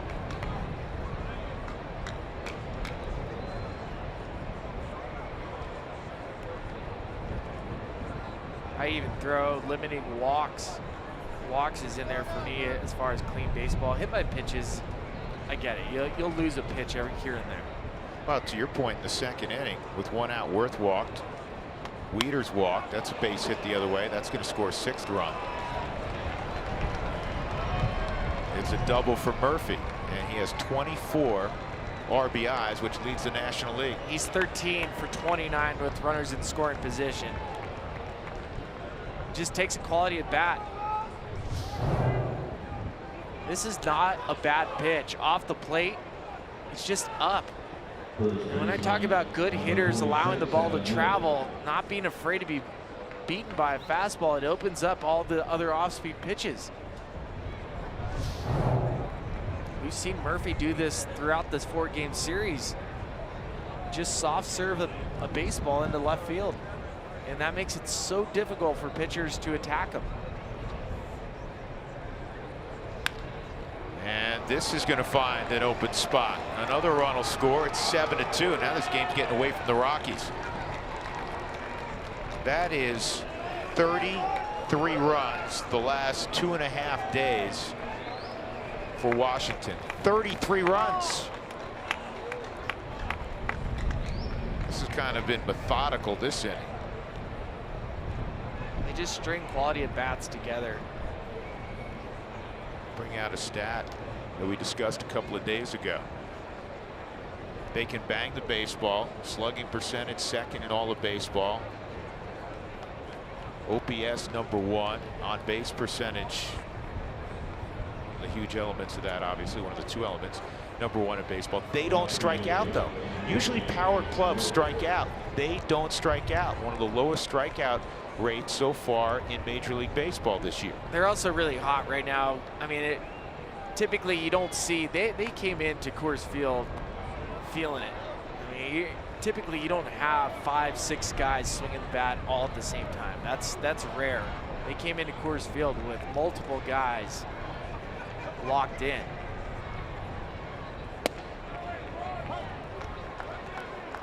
One strike on Worth. Walked and scored in the 2nd, single in the 4th, hit by a pitch. Eventually stole a base, stole 3rd, scored last inning. 10 hits now for Washington. And make it 11.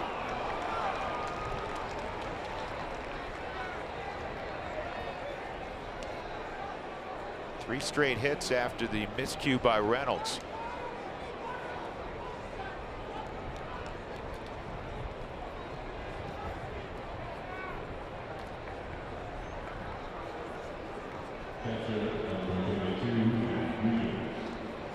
That'll bring up Matt Wieters. He's been on twice also, a walk and a base hit.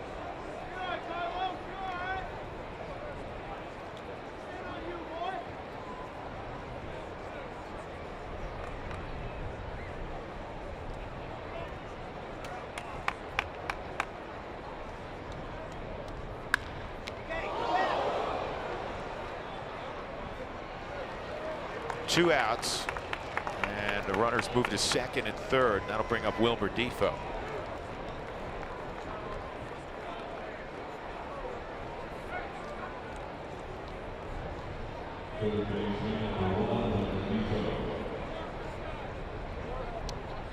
With the 5-run deficit, Jordan Lyles is up.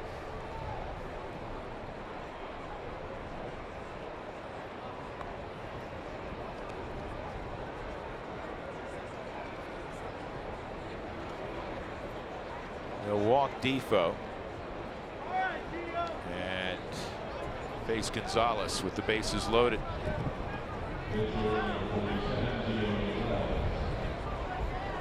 Still getting used to that. Hey, just go to first.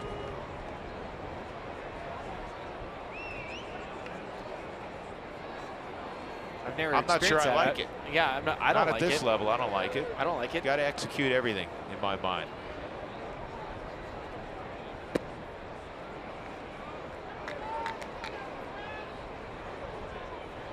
If you ask pitching coaches and managers, players that have played, asking them to just throw 4 pitches is difficult for some of them. They're used to throwing as hard as they can. And now it's 2-0. This is where the hit was given up last time to Gio Gonzalez, but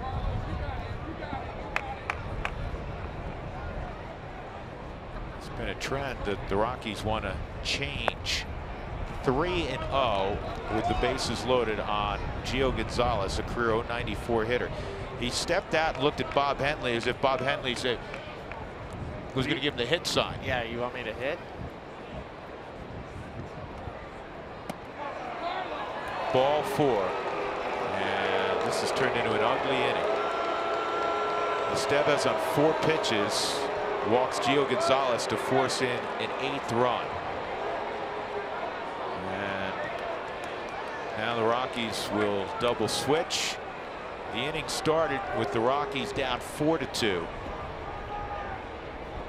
A 4 spot here in the 7th.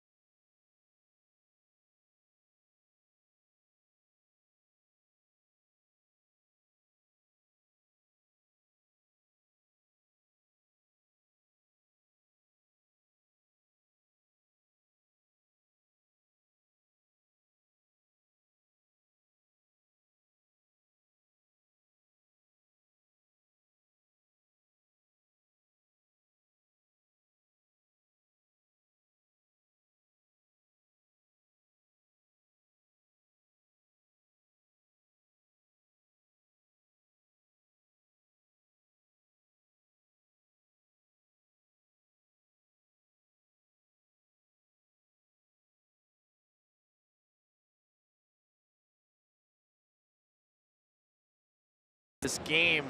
Looking to make a Mother's Day special this year? Purchase the Mother's Day ticket package for Sunday, May 14th and have a family photo taken by the team photographer right on Coors Field. Visit rockies.com/mom to purchase. Some changes that we have to mention. Gerardo Parra moves from right field to left field.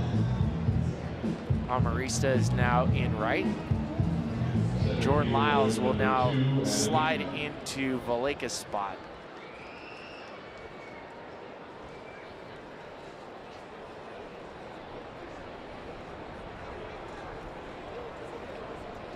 (8-2). The Rockies trail. Adam Eaton up for the 5th time. His last 2 at-bats, home run, double. He's 2 for 4.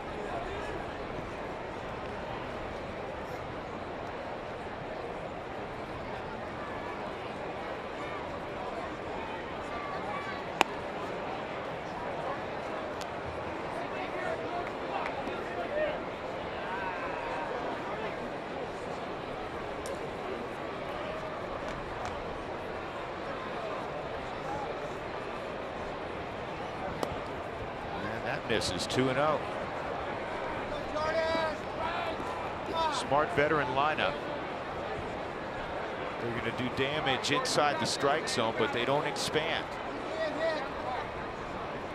Another borderline pitch not called a strike. It's been a smaller zone. Now it's 3-0 again.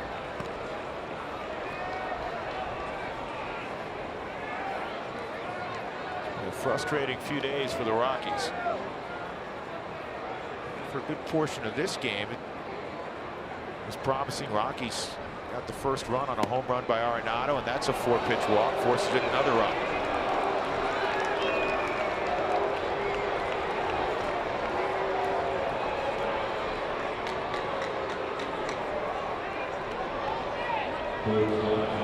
You know, according, again, this is scientific, but that's a Major League Baseball produced Statcast, their strike zone, and it changes for each hitter. It's not just one shape fits all.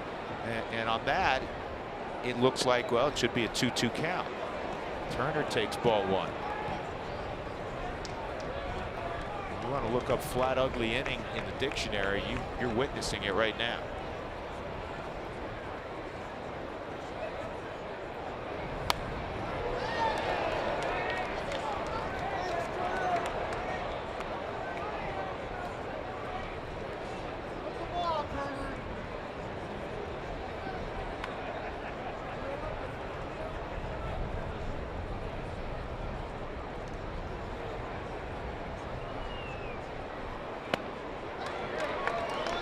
Ball 2 strikes on Turner. He's 2 for 4 with a double in the 3rd and a infield hit in the 5th inning.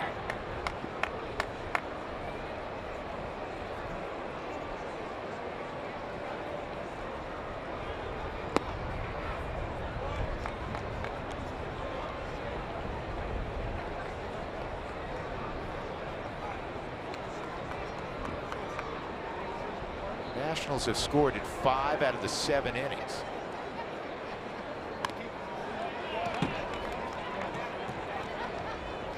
And the Rockies on defense had only one 1-2-3 inning, and that was with the help of a double play because Worth led off the 4th with a base hit. Matt Wieters hit into a 3-6 tag play double play. This is up the middle. That's a base hit.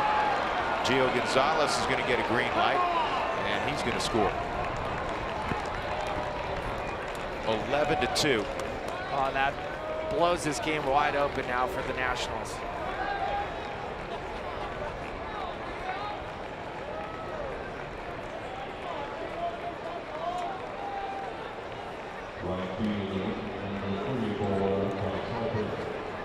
Trent Turner's going to buy a penthouse in Lodo before he leaves.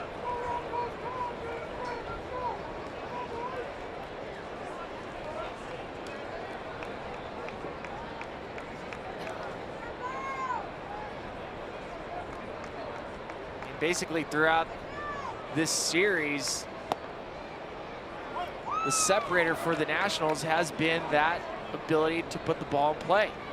Many times the Rockies have had Nationals hitters with 2 strikes. Well, the Nationals, or excuse me, the Rockies pitching staff has allowed the league to hit 194 against them with 2 strikes. You say, oh, that's really good. Well, actually, it's not. It's the worst mark in baseball since the season started. League average usually around 170 when you're hitting with 2 strikes. So 194, again, it's not a great average, but there have been too many times the Rockies couldn't finish guys. And it's really the last few days, because in fairness, the Rockies pitching staff, especially the bullpen, had been outstanding the first 21 ball games. In fact, they had a 3.70 ERA until 2 days ago, but with all of the runs the Nationals have scored, the ERA went up to 5.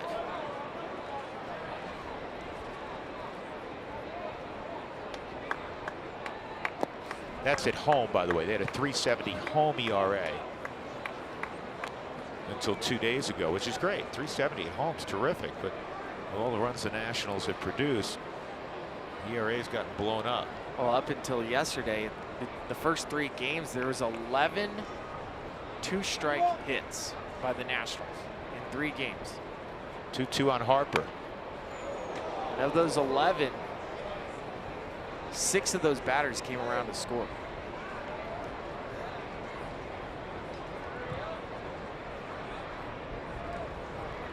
Trey Turner over at first base in this series is 10 for 19. 2 home runs. He's driven in 9. He's scored 9. 4 doubles, also a triple. Wow.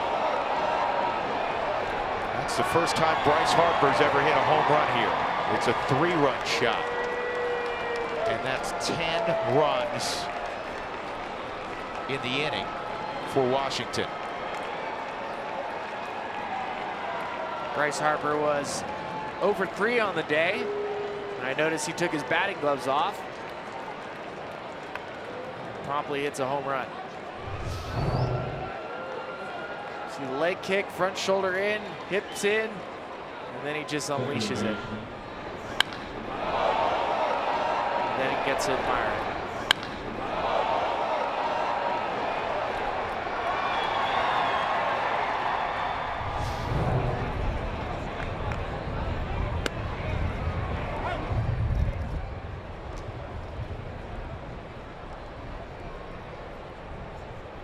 The 13th man to hit in the inning is Murphy. And they're not done yet, evidently.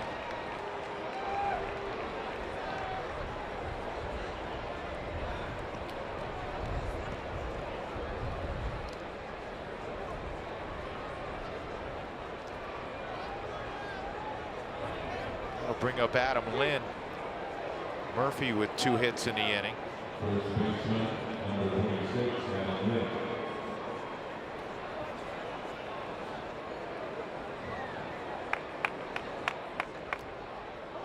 That's 40 runs the last 3 days. 40 runs in 3 days. 40 runs in 3 days. You do that over 10 days, it's pretty solid. You know, 4 runs an outing. It's not bad.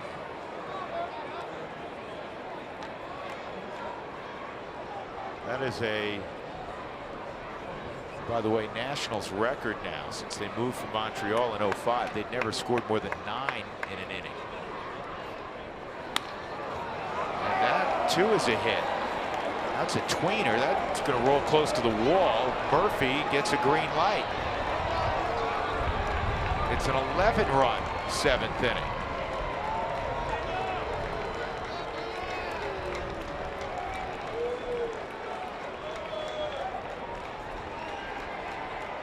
And Adam Lind is 2 for 2 in the inning with 2 RBIs.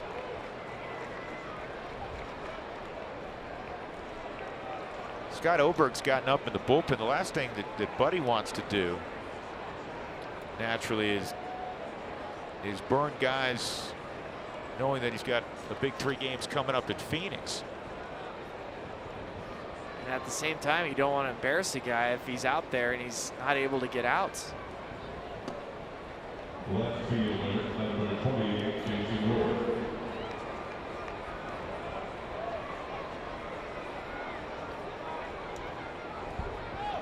Remember, there was no damage done.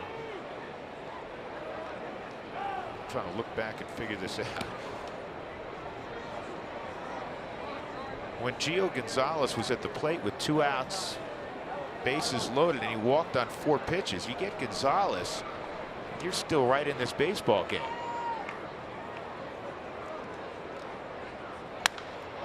Worth hits it in the air to Parra, and Gerardo has it. 11 runs for the Nationals in the 7th.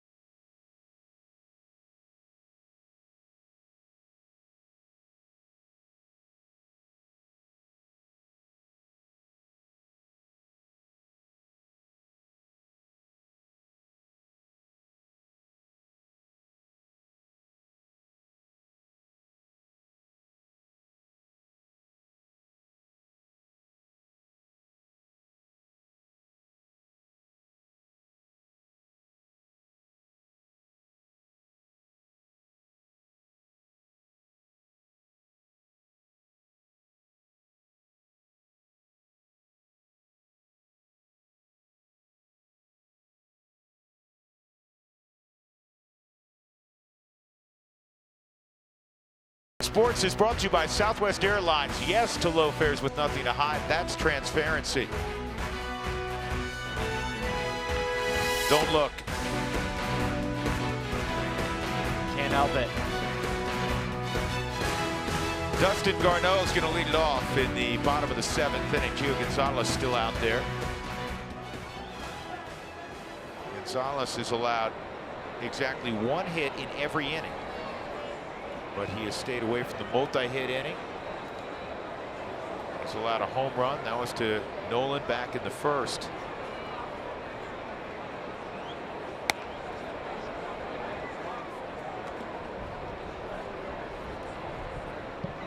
So you have innings like that. You hope not to, but they occur. Put your player hat back on. Dugout, clubhouse afterward. Much said, or you just wash it off? You say something. There'll be some conversations. You should. I mean, this is a great litmus test for this team. Garneau pulls it into the corner. If it's fair, it's extra bases, it's foul. And what makes a series like this so special is that you learn how fine you have to be when you want to start playing against quality teams. And those extra outs, those extra opportunities you give to certain teams and good hitting teams like this Nationals group, they take full advantage of it. They can blow you out of the water based on mistakes. And as a group, you're about to go face the Arizona Diamondbacks, who prior to today's game was leading the National League in run differential. Look at the amount of runs that they scored and the type of baseball that they're playing. You get to go to that series knowing that, hey, we have to tighten it up.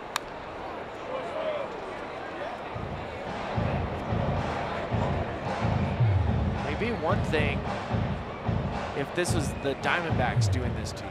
You can understand it because it's in a different division. You can live with it. You go, all right, that was a terrible series against the Nationals. The last 3 games have not been great. But we're not going to do that against our division foe.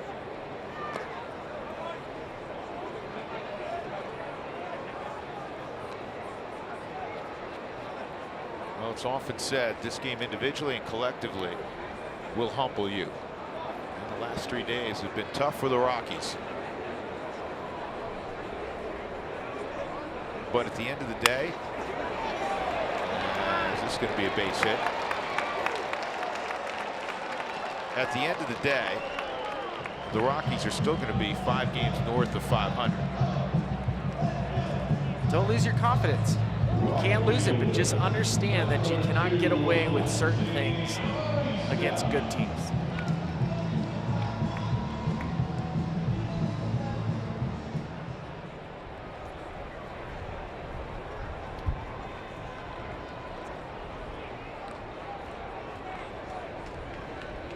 So here's the first at bat for Amarista.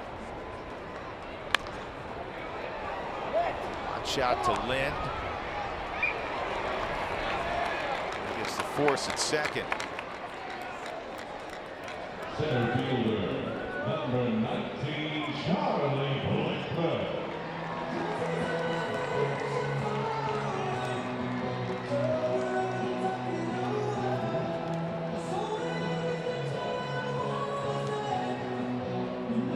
Charlie, 2 more hits today. Blackman with a 12-game hitting streak.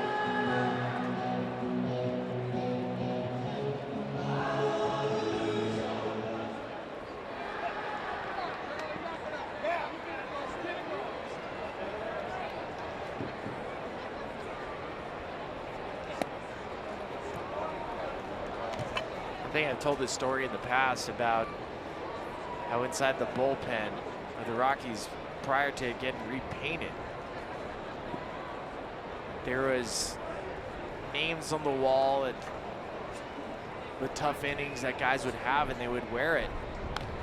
It's a badge of honor because this field, you're going to have those days where it's hard to get it out.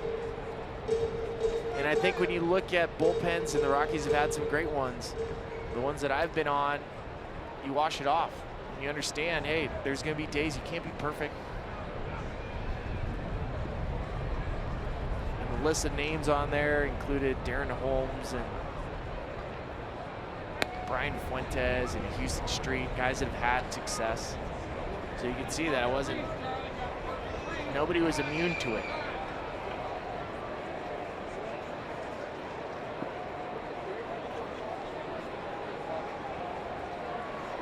Two and one on Charlie.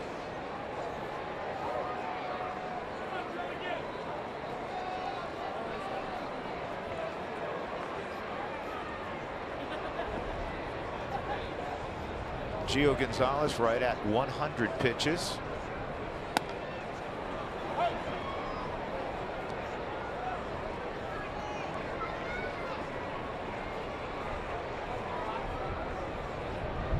Man, he uses a big glove for a pitcher. It looks like he's got an outfielder's glove on, doesn't it? Maybe he just has big hands.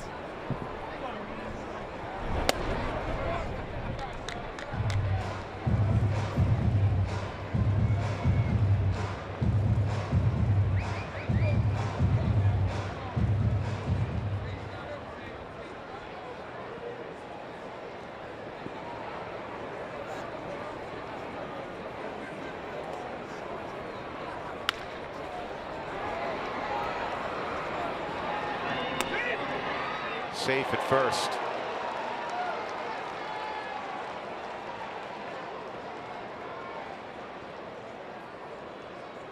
Second baseman, number 9, DJ LeMahieu.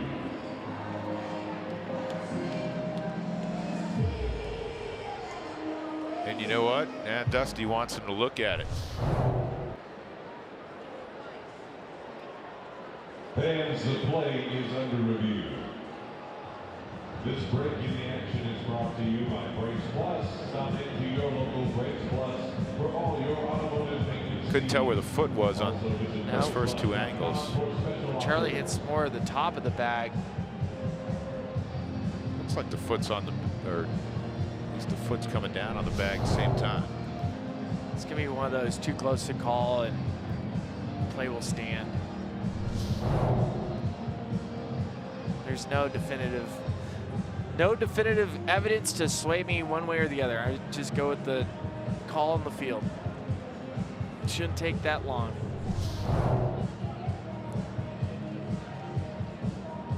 Well, by new rule, it's not supposed to take more than 2 minutes. We've seen it wander past the 2-minute mark, though, a couple times this year. Yeah, this one, I mean, come on. It's really turned into a nice day. We were worried about a delay at the start of the afternoon. It is cold, but the sun has been out. Silver lining.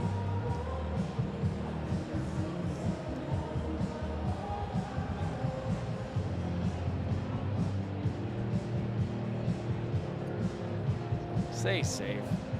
There you go. Good call, Spilly.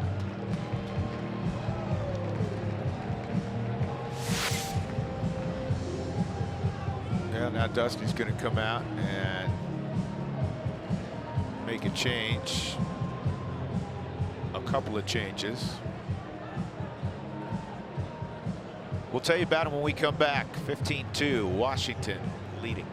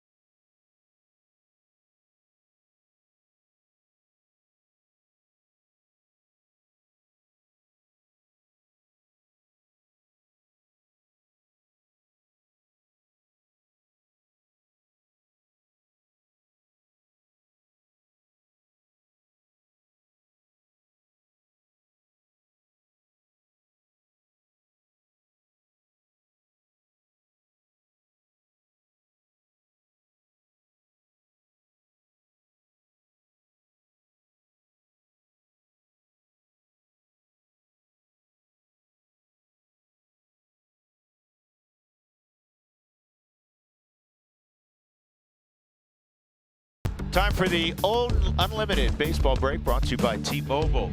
Here's a little series preview. The Rockies heading down to the desert. Arizona off to a good start as well, 14-9. They began the day a half game behind the Rockies in the NL West. They have scored more runs than any other team in baseball. And Paul Goldschmidt doing Paul Goldschmidt things. You're going to see two lefties, two guys with big arms, Robbie Ray and Patrick Corbin, sandwiched by one of the wealthiest men in baseball, Zach Greinke, who's throwing the ball well. So it'll be a challenge down in the desert for the Rockies. Matt Albers is on with 2 outs in the 7th inning. Matt has pitched in 3 now of the 4 ball games. DJ will step up. He's 0 for 2 and a walk. Chris Heisey is in left field. Worth has come out.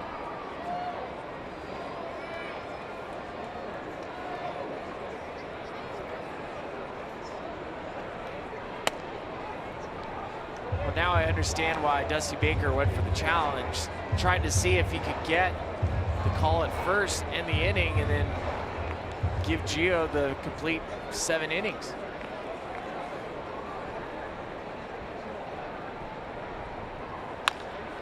DJ bounces this one up the middle. Turner spins, throws, and gets LeMahieu at first. By the time he finished that play, he was in right field. When you're fast, you have great range also. 15-2 Washington.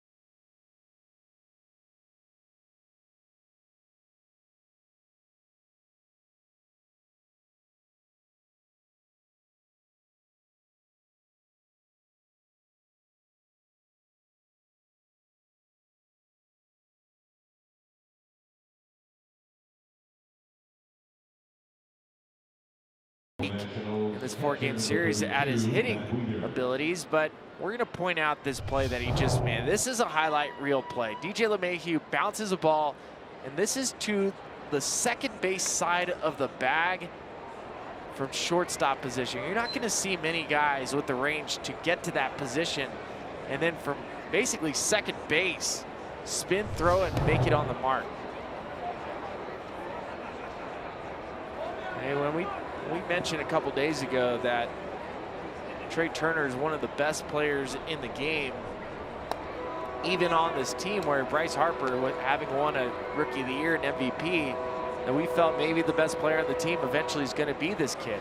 Talking about premium position, his ability to steal bases, his ability to drive the ball out of the ballpark.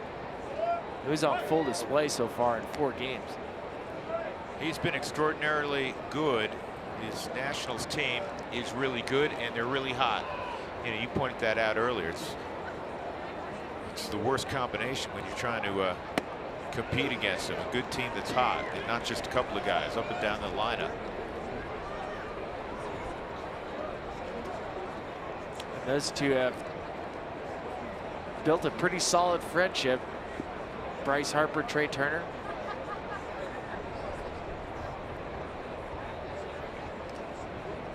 Two and two on Matt Wieters, and Jordan Lyles strikes him out. Rockies have taken LeMahieu out of the ball game. Christian Adames is in at second.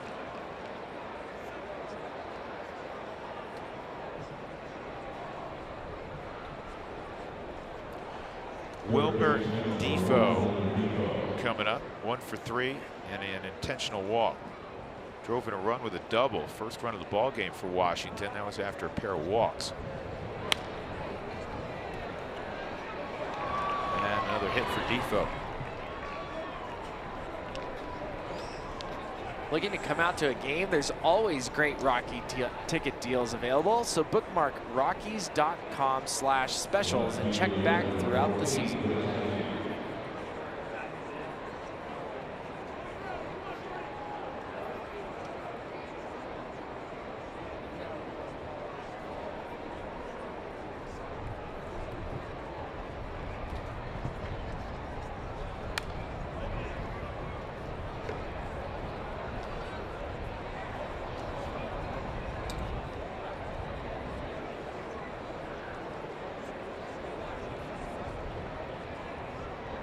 First at bat for Chris Heisey.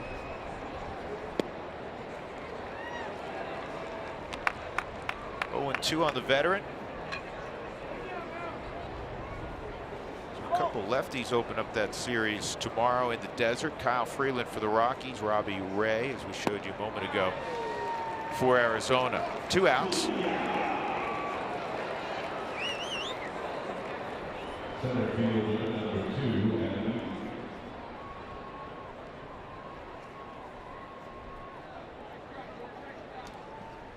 Adam Eaton today is 2 for 4 and a walk. A couple RBIs. He had a home run in the 5th inning. At the time, it gave Washington a 3-2 lead. This was a tight ball game. And then the 7th inning happened.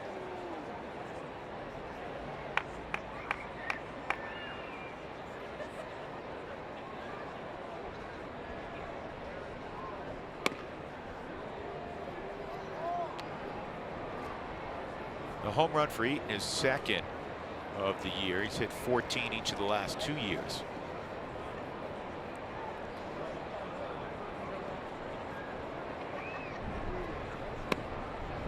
Kind of like a DJ LeMahieu. He's going to hit some long balls in the course of the season. I think when you look at Adam Eaton and you look at the prototypical center fielder, right fielder, just look at his body type, you think here's a guy that steals a lot of bags. Season, his career high in the season is 18 stolen bases. I found that a little shocking when I looked it up. Got a little Lenny Dykstra in him, doesn't he? Yeah, it's a good call. You figure over the next couple months that Adam Eaton is able to work with Davey Lopes, that's the Nationals' first base coach, and fantastic base coach, that Adam Eaton will improve on his ability to steal bases.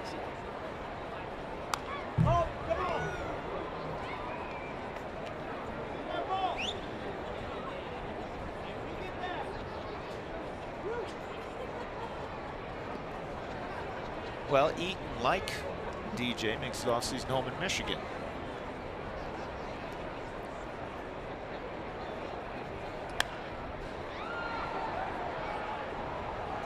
We've talked to Jordan LeMahieu this offseason, first offseason in Michigan since moving from Atlanta, that DJ became an avid Detroit Red Wings fan.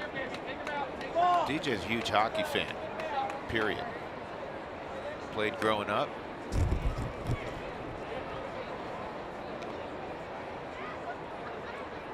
I just picture him painting his face like the devil. You ever seen that Seinfeld episode? I don't think I did see that one. It's a great one.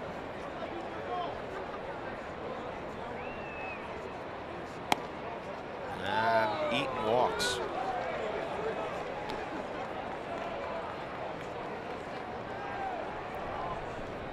Trey Turner. 3 for 5, 2 singles, a double, and he's driven in a pair.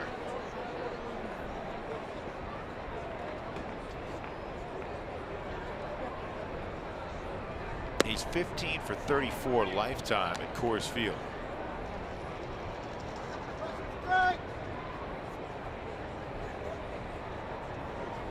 With 15 driven in.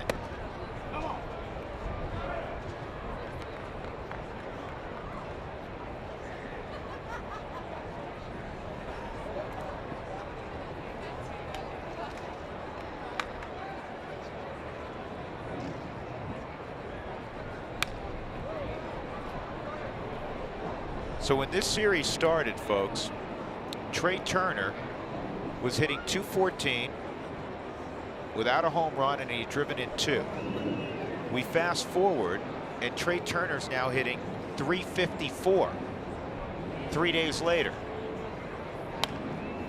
with a couple of home runs and 13 RBIs. From .214 to .354.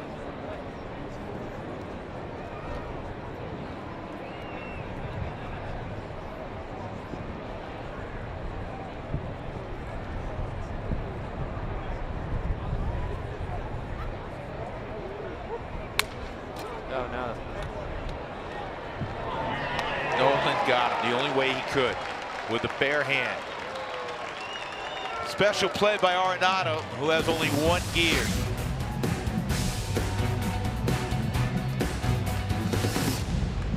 Hey, Rockies fans, bring your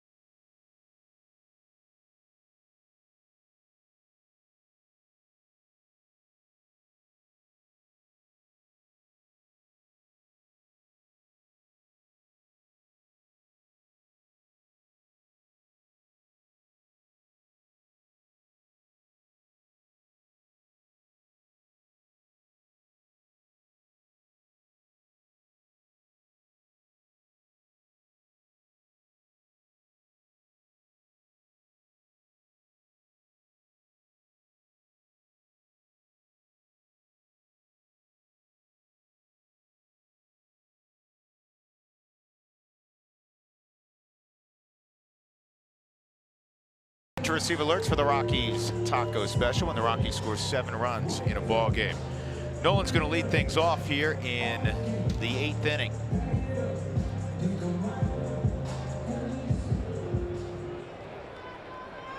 Well, some news breaking in Major League Baseball. Shelby Miller has a UCL tear. Most likely that is Tommy John surgery. Yeah, and that's about the worst kept secret in the last 48 hours in baseball. When he went on the DL, that's what they thought it was, and they're pretty accurate now in diagnosing that. So Shelby Miller is going to be out for a long period of time. On the ground to second.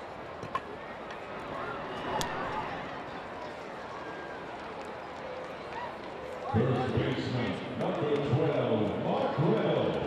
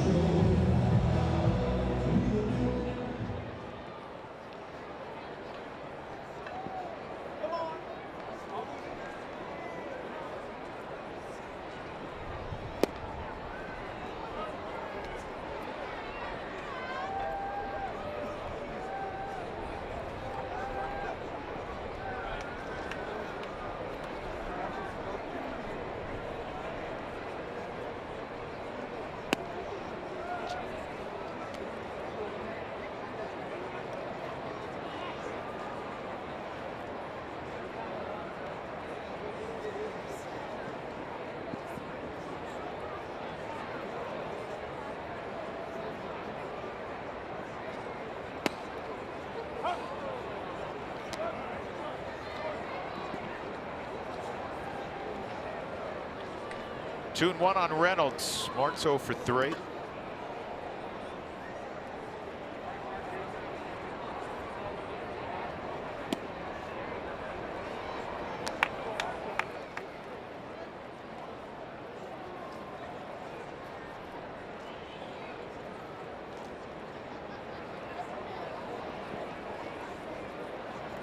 Oh, nice crowd today.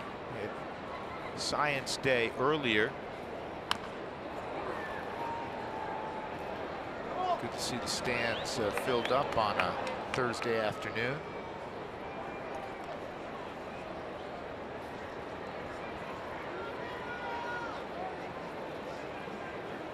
And today's attendance is brought to you by Cricket. 34,929, or 71 shy of 35,000. Right, Spilly? It's too fast for me.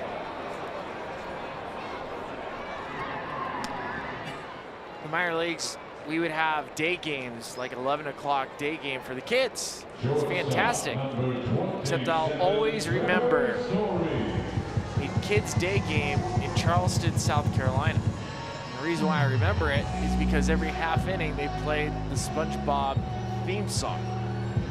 And you talk about nails on a chalkboard for an entire game, listening to the SpongeBob theme song for an entire game, sung by 10,000 children. Trevor Story at the plate.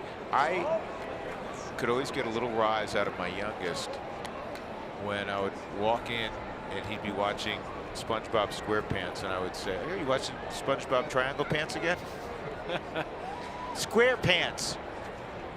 Oh my goodness. Great show. And you can't help. I still record it, Billy. No, you don't. You can't help when you walked away from the field that night that every single player on that team had that darn song in their head, screaming. Didn't you like Squidward? I didn't like any of them after that.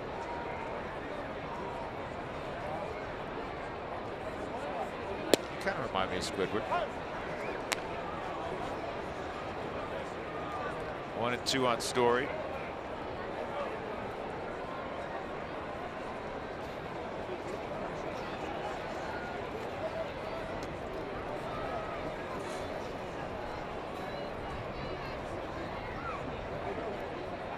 Come on.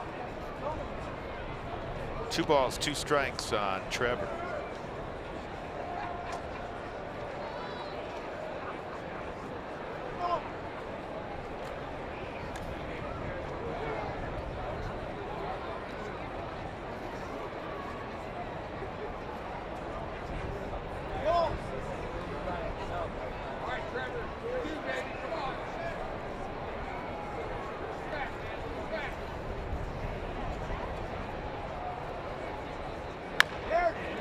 Bouncer to third.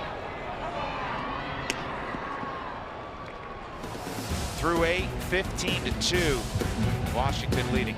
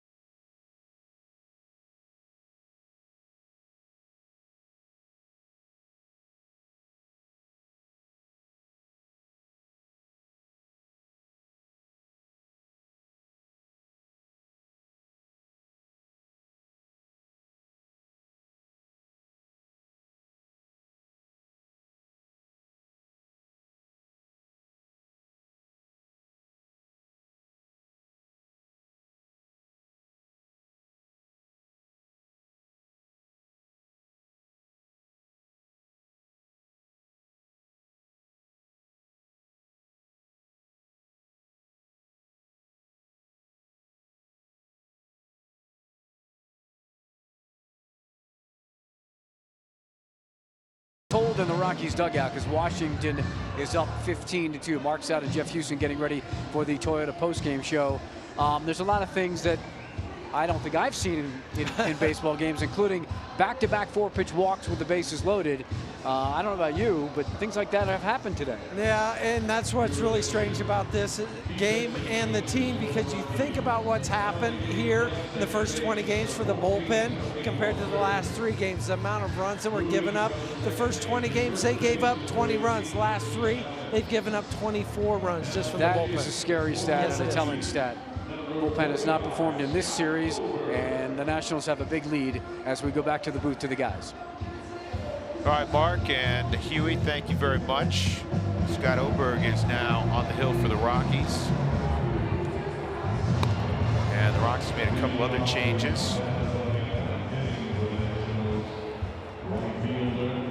Christian Adames is now at first, and Tony Walters is in the game at second base.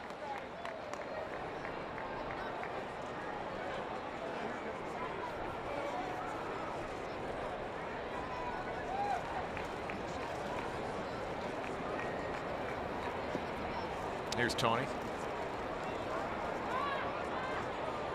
Harper steps up. He hit a 451-foot home run in the 7th inning.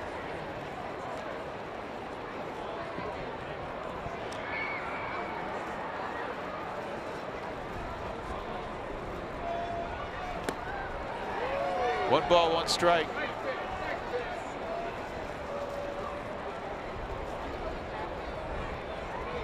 Christian moves over to first base.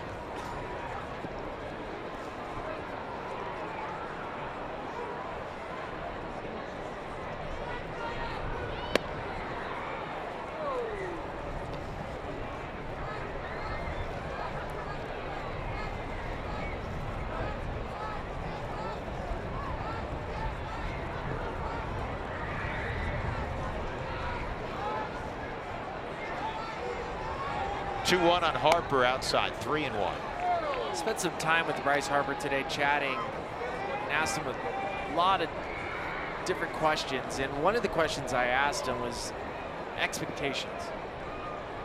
This guy's been on the cover of Sports Illustrated. He was first overall pick.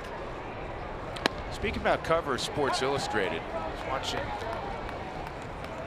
our guys Matty Vasgersian and D-Row, Mark DeRosa this morning on MLB Central, and they had an interview with Hunter Green, who is the consensus #1 pick in the June draft. He's an 18-year-old kid at Notre Dame High School in Southern California. Pitcher, shortstop. He's going to go as a pitcher. He throws 102. That's it? That's it. It's funny because he was asked the first time he hit 100. He said, well, actually, the first time I hit 100, I actually hit 102. I mean, why stop at 100? So, but what a bright, thoughtful. I mean, I thought this kid was like 35 listening to him. I don't know if you caught that interview. I missed it. But he also, the reason I thought about it, he was on the cover of Sports Illustrated recently. A high school kid, Bryce Harper. Bryce was on it at 16. So is Clint Hurdle. Clint Hurdle was on as the next phenom.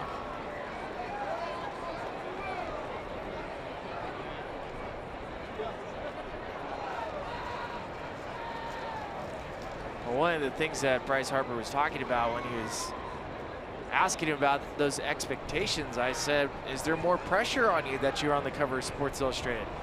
He says, no, I never looked at it that way. I just played baseball. I just wanted to play baseball. He said, as in anything with life, he said, you control what you listen to. I don't listen to everything people talk about me. I control my own music. I listen to what I want to. And that's good advice, I think. I pass that on to my kids. I'm sure you do as well. That's good advice across the board, whether you're an insanely gifted athlete or, you know, Jill or Joe wandering around. He doesn't follow Twitter. He doesn't look at that stuff. He doesn't look at the outside noise where people are going to potentially bring you down. Smart. And I'm sure this kid, Hunter Green, when you talk about being bright, you almost have to have that type of mentality when he was conducting this interview 5 minutes before he was going to psych class. Yeah, it's beautiful. He's in his high school. He's in, I guess, in the administration office doing a national interview. He doesn't, Hunter Green and Bryce Harper and Nolan Arenado, they don't view themselves as anything other than baseball players. It's the people around them that view them as something more. It's what I do, not who I am. Exactly. 2-2 on Murphy.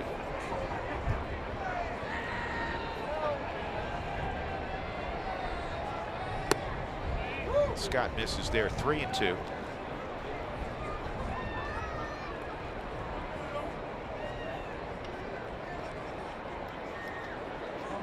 You're talking earlier about how Murphy's changed his swing path a little bit to do this, lift baseballs. And this one is going to get lifted out of the ballpark. That's his 5th home run, 16-2 now. And it works for Murphy because he has the ability to do that. It probably is not the right approach for everybody.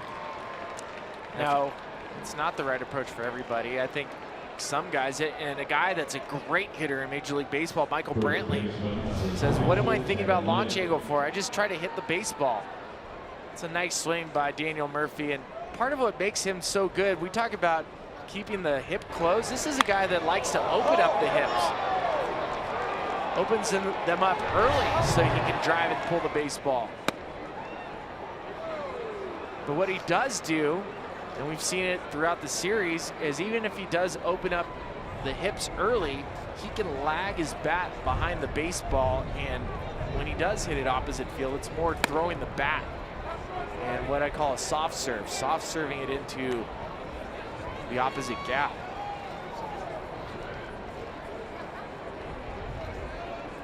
Two 2-0 on Adam Lind. Lind had the rare distinction of producing 2 hits in that 11-run 7th inning. He was one of 2 Nationals who could make that statement. Murphy also had 2 hits in the inning.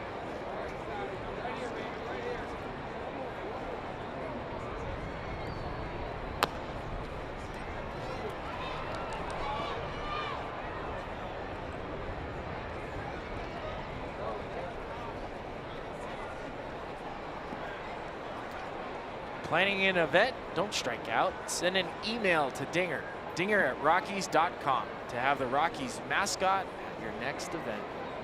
Oliver Perez is probably going to email him.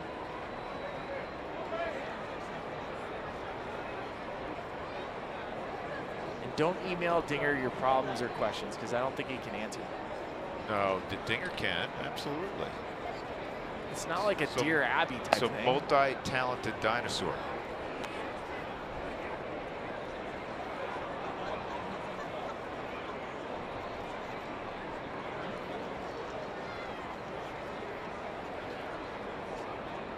3-2 on Lind, and Lind fouls that off.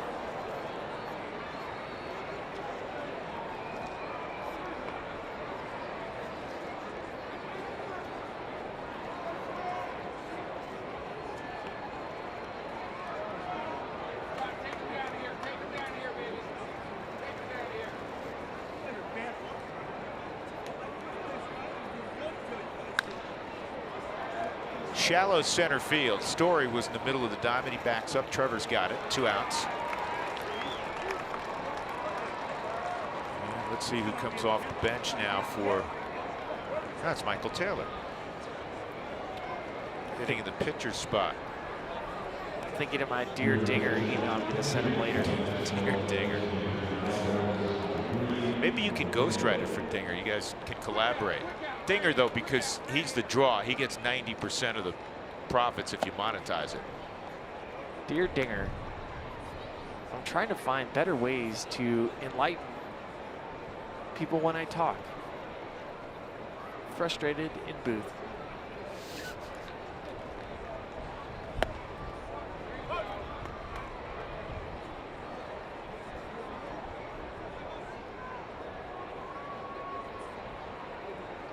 These are hard to play in when you get on the wrong side. And Taylor with the base hit. That is the 18th hit for Washington.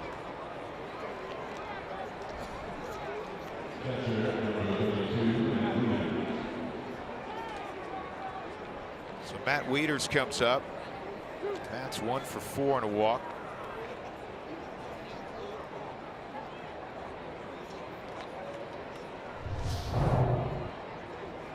Dives, can't come up with it, and yet I think he speaks for everybody in that dugout, everybody on the field, and all the Rockies fans. It's been a brutal 3 days. That's baseball, though. I mean, you look back and you look at the Cubs last year, and I guarantee you'll find a spot. They won 103 games. You'll find a spot where they had a really bad few days. It's almost impossible not to. Remember that year the Mets won 108. Philly scored, and Doug will probably check this on it. Philly scored, I know, 20+ runs on him, I believe, in a game that year. So when you have a series like this, we call this running into a buzzsaw. You want to be the buzzsaw. Always. You do not want to run into a buzzsaw. And when you do, you scream at the dirt.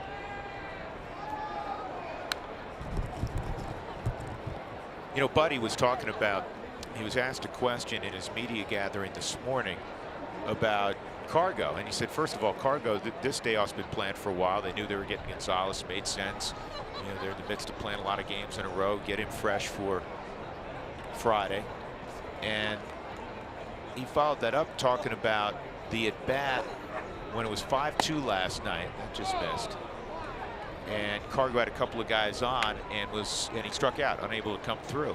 And then he shattered his bat. I mean, he absolutely just wailed it into the ground. And he said, I get it. He goes, Cargo, like all of us, you get emotional. This ball is going to be fielded on a hop by Amarista. It's a base hit for Wieters. And he said he wanted to come through for the Rockies there. He's just showing how important it is to him and how frustrated he was. And you know what? If it was every at bat that somebody was demonstrating that, it's probably be a little tough to take as a teammate. But you want to see that. You know these guys care. Nolan frustrated. Nobody likes to be on the wrong end of this. Nobody likes to lose, 2-3 ball games in a row.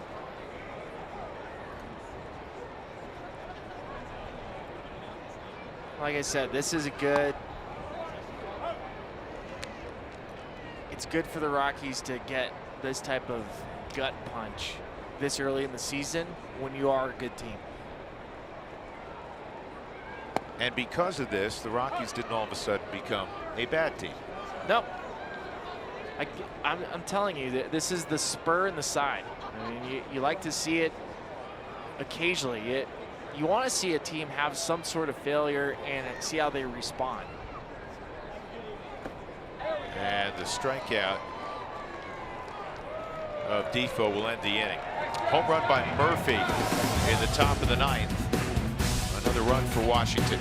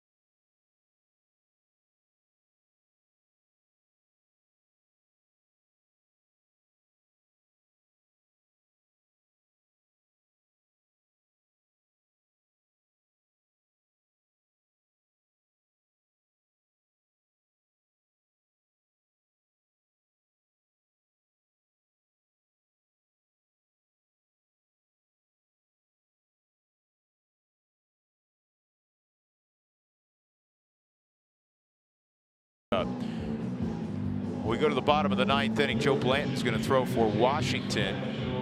And Michael Taylor's in the ball game in center field. Adam Eaton has flipped over to right field. Bryce Harper's out of there. Gerardo Parra is out of the game. Tony Walters, he was out last inning, so Tony Walters going to lead things off for Colorado. Joe Blanton in his last outing was here at Coors Field and was unable to record an out. Gave up 4 hits, 4 earned runs.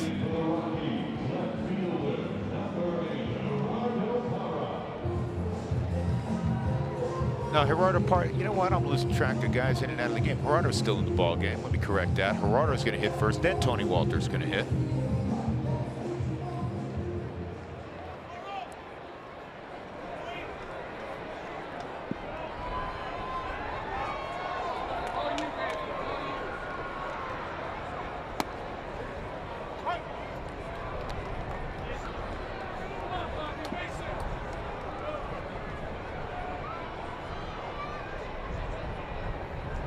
Matt Albers retired all 4 batters he faced. Parra's 1 for 2 and a walk.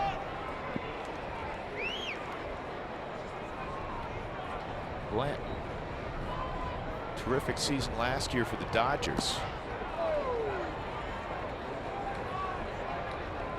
When he was a key member of the Phillies rotation. When the Phillies were still the Phillies. Now the Phillies are reinventing themselves and off to a pretty good start. A lot of good young starters for the Phillies. And Michael Franco hits a grand slam every other night. He's a good player. 1 out as Parra swings and misses. Now here comes Tony Walters. And in a rough week, Tony's had a great week personally swinging the bat. Colorado Rockies baseball on Root Sports is brought to you by Southwest Airlines. Say yes to low fares with nothing to hide. That's transparency.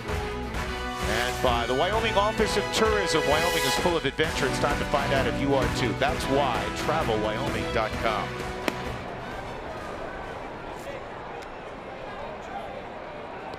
Tony last night was 1 for 4. 2 nights ago, he had 2 hits and 4 at-bats and a walk, including an RBI double. And he had 3 hits in 4 at-bats on Monday in the Rockies' 8-4 win, including a couple of RBIs. It's been a strong week for Tony. He's got his average up to 356. Here's the 2-0. That's in there, 2-1.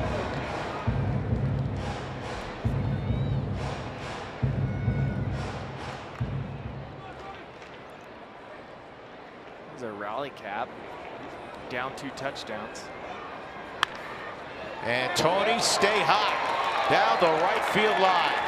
And it's going to roll around in that corner. Now Eaton has to go and get it, and Walters is going to have an easy triple. Good for you, Tony Walters. Still no reason down 14 to not give a quality at bat.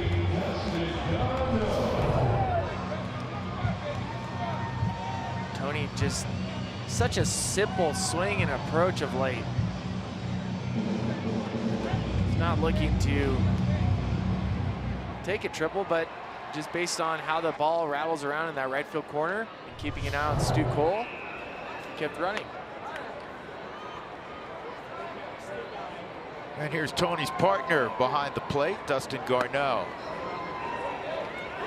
Dustin had a base hit in the 7th, 1 for 3 tonight. See how Buddy plays it over the weekend, because Tony has just come alive with the bat, and you're facing a lefty tomorrow in Robbie Ray, a lefty on Sunday. And in all the other games against left-handed pitching, and again in the West, you see a ton of lefties. It's been Dustin Garneau, and this is not a knock at all on Garneau, but you may see Buddy at least 2 to 3 days go with the hot bat, even though Tony will have to see a left-handed starter. I think probably the way it would make the most sense to me, just watching, would be Garneau played today, plays again tomorrow. Tony starts against a righty on Saturday in Greinke, and then faces the lefty again on Sunday. Just, you'd like to give these guys, especially role players, or if you're looking at the righty-lefty, give Garneau an opportunity tomorrow to face another lefty.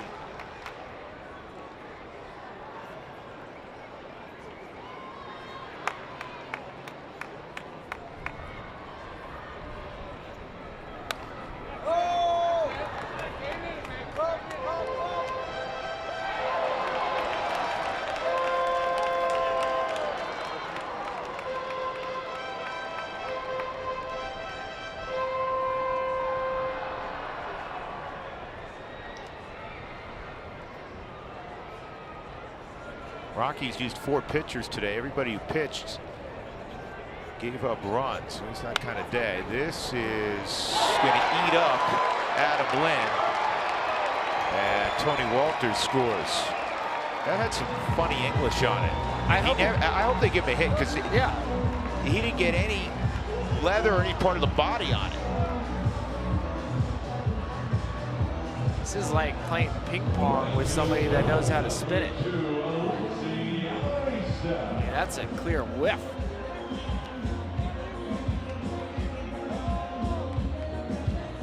Regardless of how they scored, it's an RBI.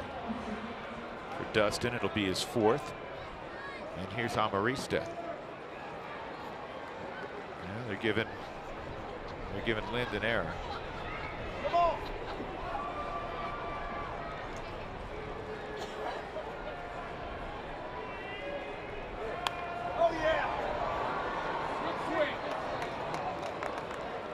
Sometimes I think that they'll give a position player the error so you can protect the pitcher from giving up a run, but you give up a leadoff or a 1-out triple, you're going to get tagged on your ERA. I don't think that was an easy play that Lynn had to make as an in-between hop, and he whiffed.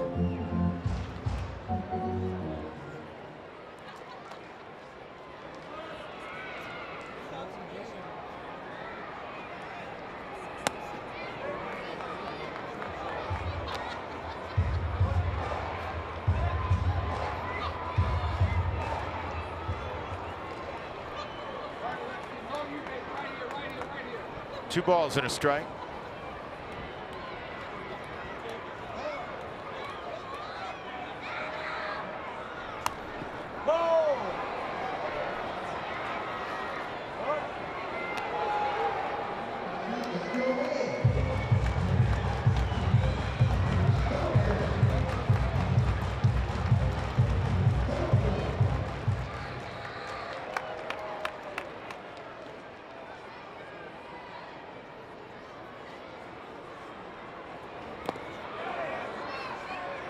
Washington with 16 runs, 19 hits.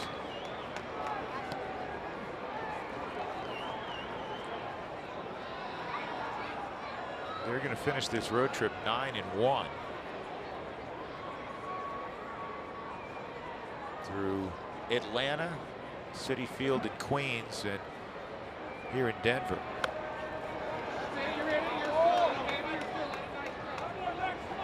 Rockies road trip will be 6-gamer, 3 in Arizona and then 3 in San Diego. They'll have an off day in San Diego on Monday. Not making that trip. You're going to Arizona though, right? Yeah.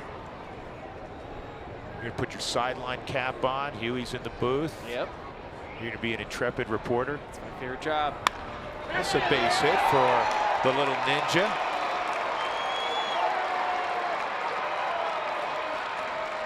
Garneau goes first to third.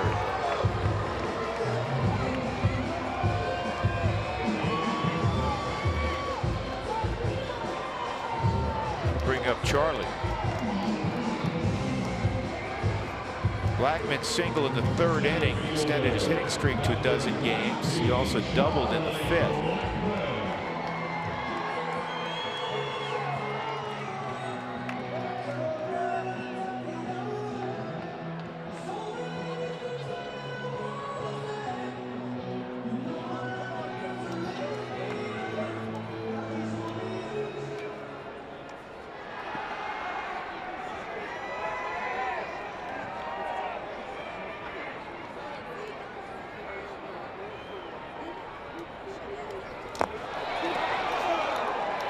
I hate that. I know you want the pitch pillows. back. You want I pillows. want pillows back there. You Yeah. want- Pad it up. I know it doesn't look aesthetically as pretty, but you shouldn't get rewarded for a pass ball or wild pitch. That was a wild pitch. Matt Wieters turned around like listen, Mike Winters couldn't have handed him a baseball any faster than he just turned around, he grabbed the baseball. And you know, if this is a tight game and Garneau's saying, well, that's a wild pitch, I'm coming home, he would have been out by 40 feet.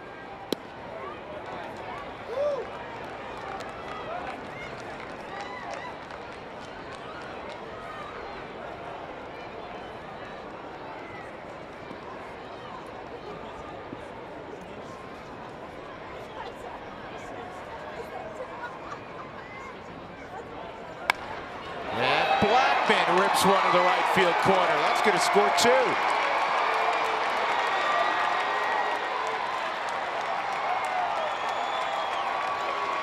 RBIs 22 and 23 for Charlie. And Charlie, 2 days ago, he started the day off with a 266 batting average. He's been going off and lost in all the offense of the Nationals. There's been some guys like Charlie Blackman that have had very nice series. Charlie on the homestand hitting .448 with 4 home runs and 14 driven in. 13 for 29, only 1 strikeout. Wait, how many guys did you just say he's driven in? 14. On this homestand. He has 14 ribbies.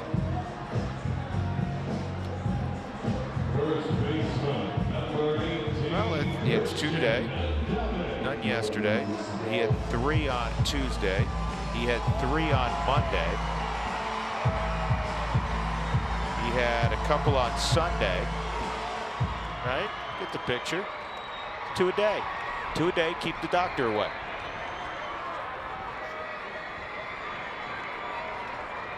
Christian Adames.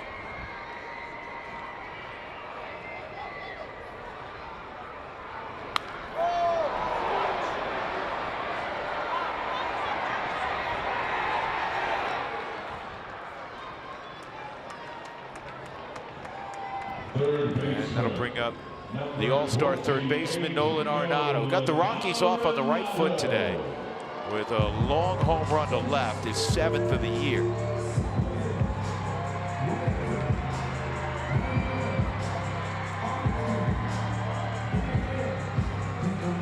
Like, you're down 11 runs. And we know how frustrated Nolan can get. You'd like him to finish the series off with good taste in his mouth prior to going to Arizona. Pitcher spot is next, so Cargo is in the on-deck circle. It's the last of the position players left.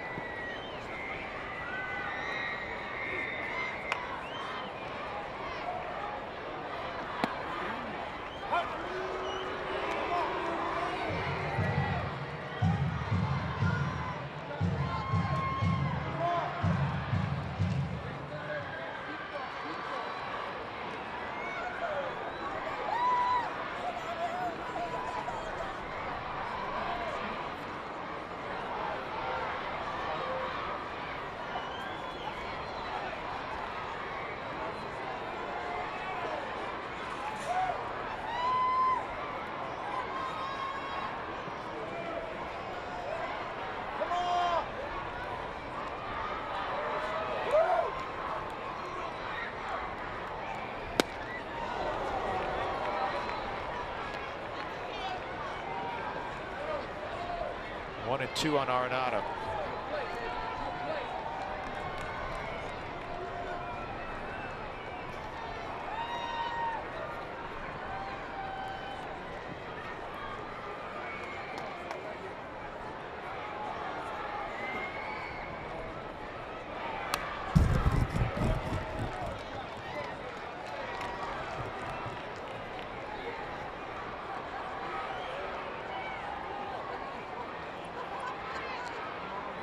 Next time the Rockies are home, they're home for a 10-game homestand of Arizona, the Cubs, they were pretty good last year, and then 4 with the Dodgers. 1-2.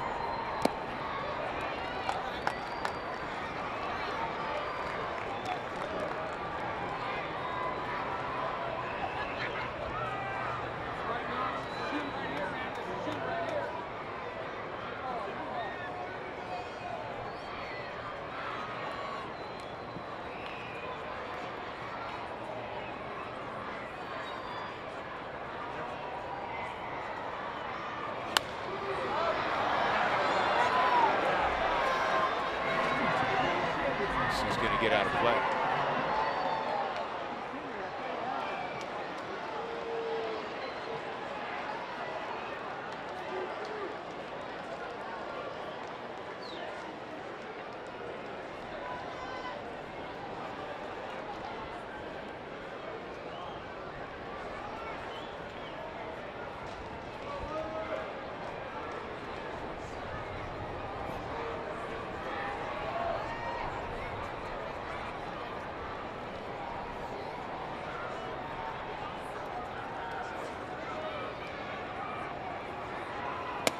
That's hot. 3-2.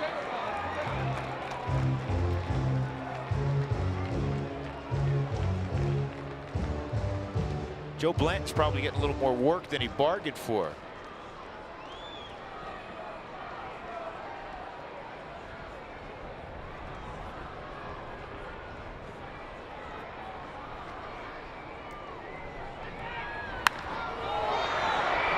This is a high fly ball to Chris Heisey in left. And mercifully, this one's over. Rough 3 days for the Rockies. They ran into a very hot and talented Washington Nationals team. The homestand finishes at 4-3. The Rockies will still take a 14-9 record out on the road to take on Arizona. Gio Gonzalez gets the victory. He's 3-0. Senzatella's first loss in the big leagues. He's 3-1. And the Jimmy John's delivery of the game provided by, the Washington offense. 16 runs, 19 hits.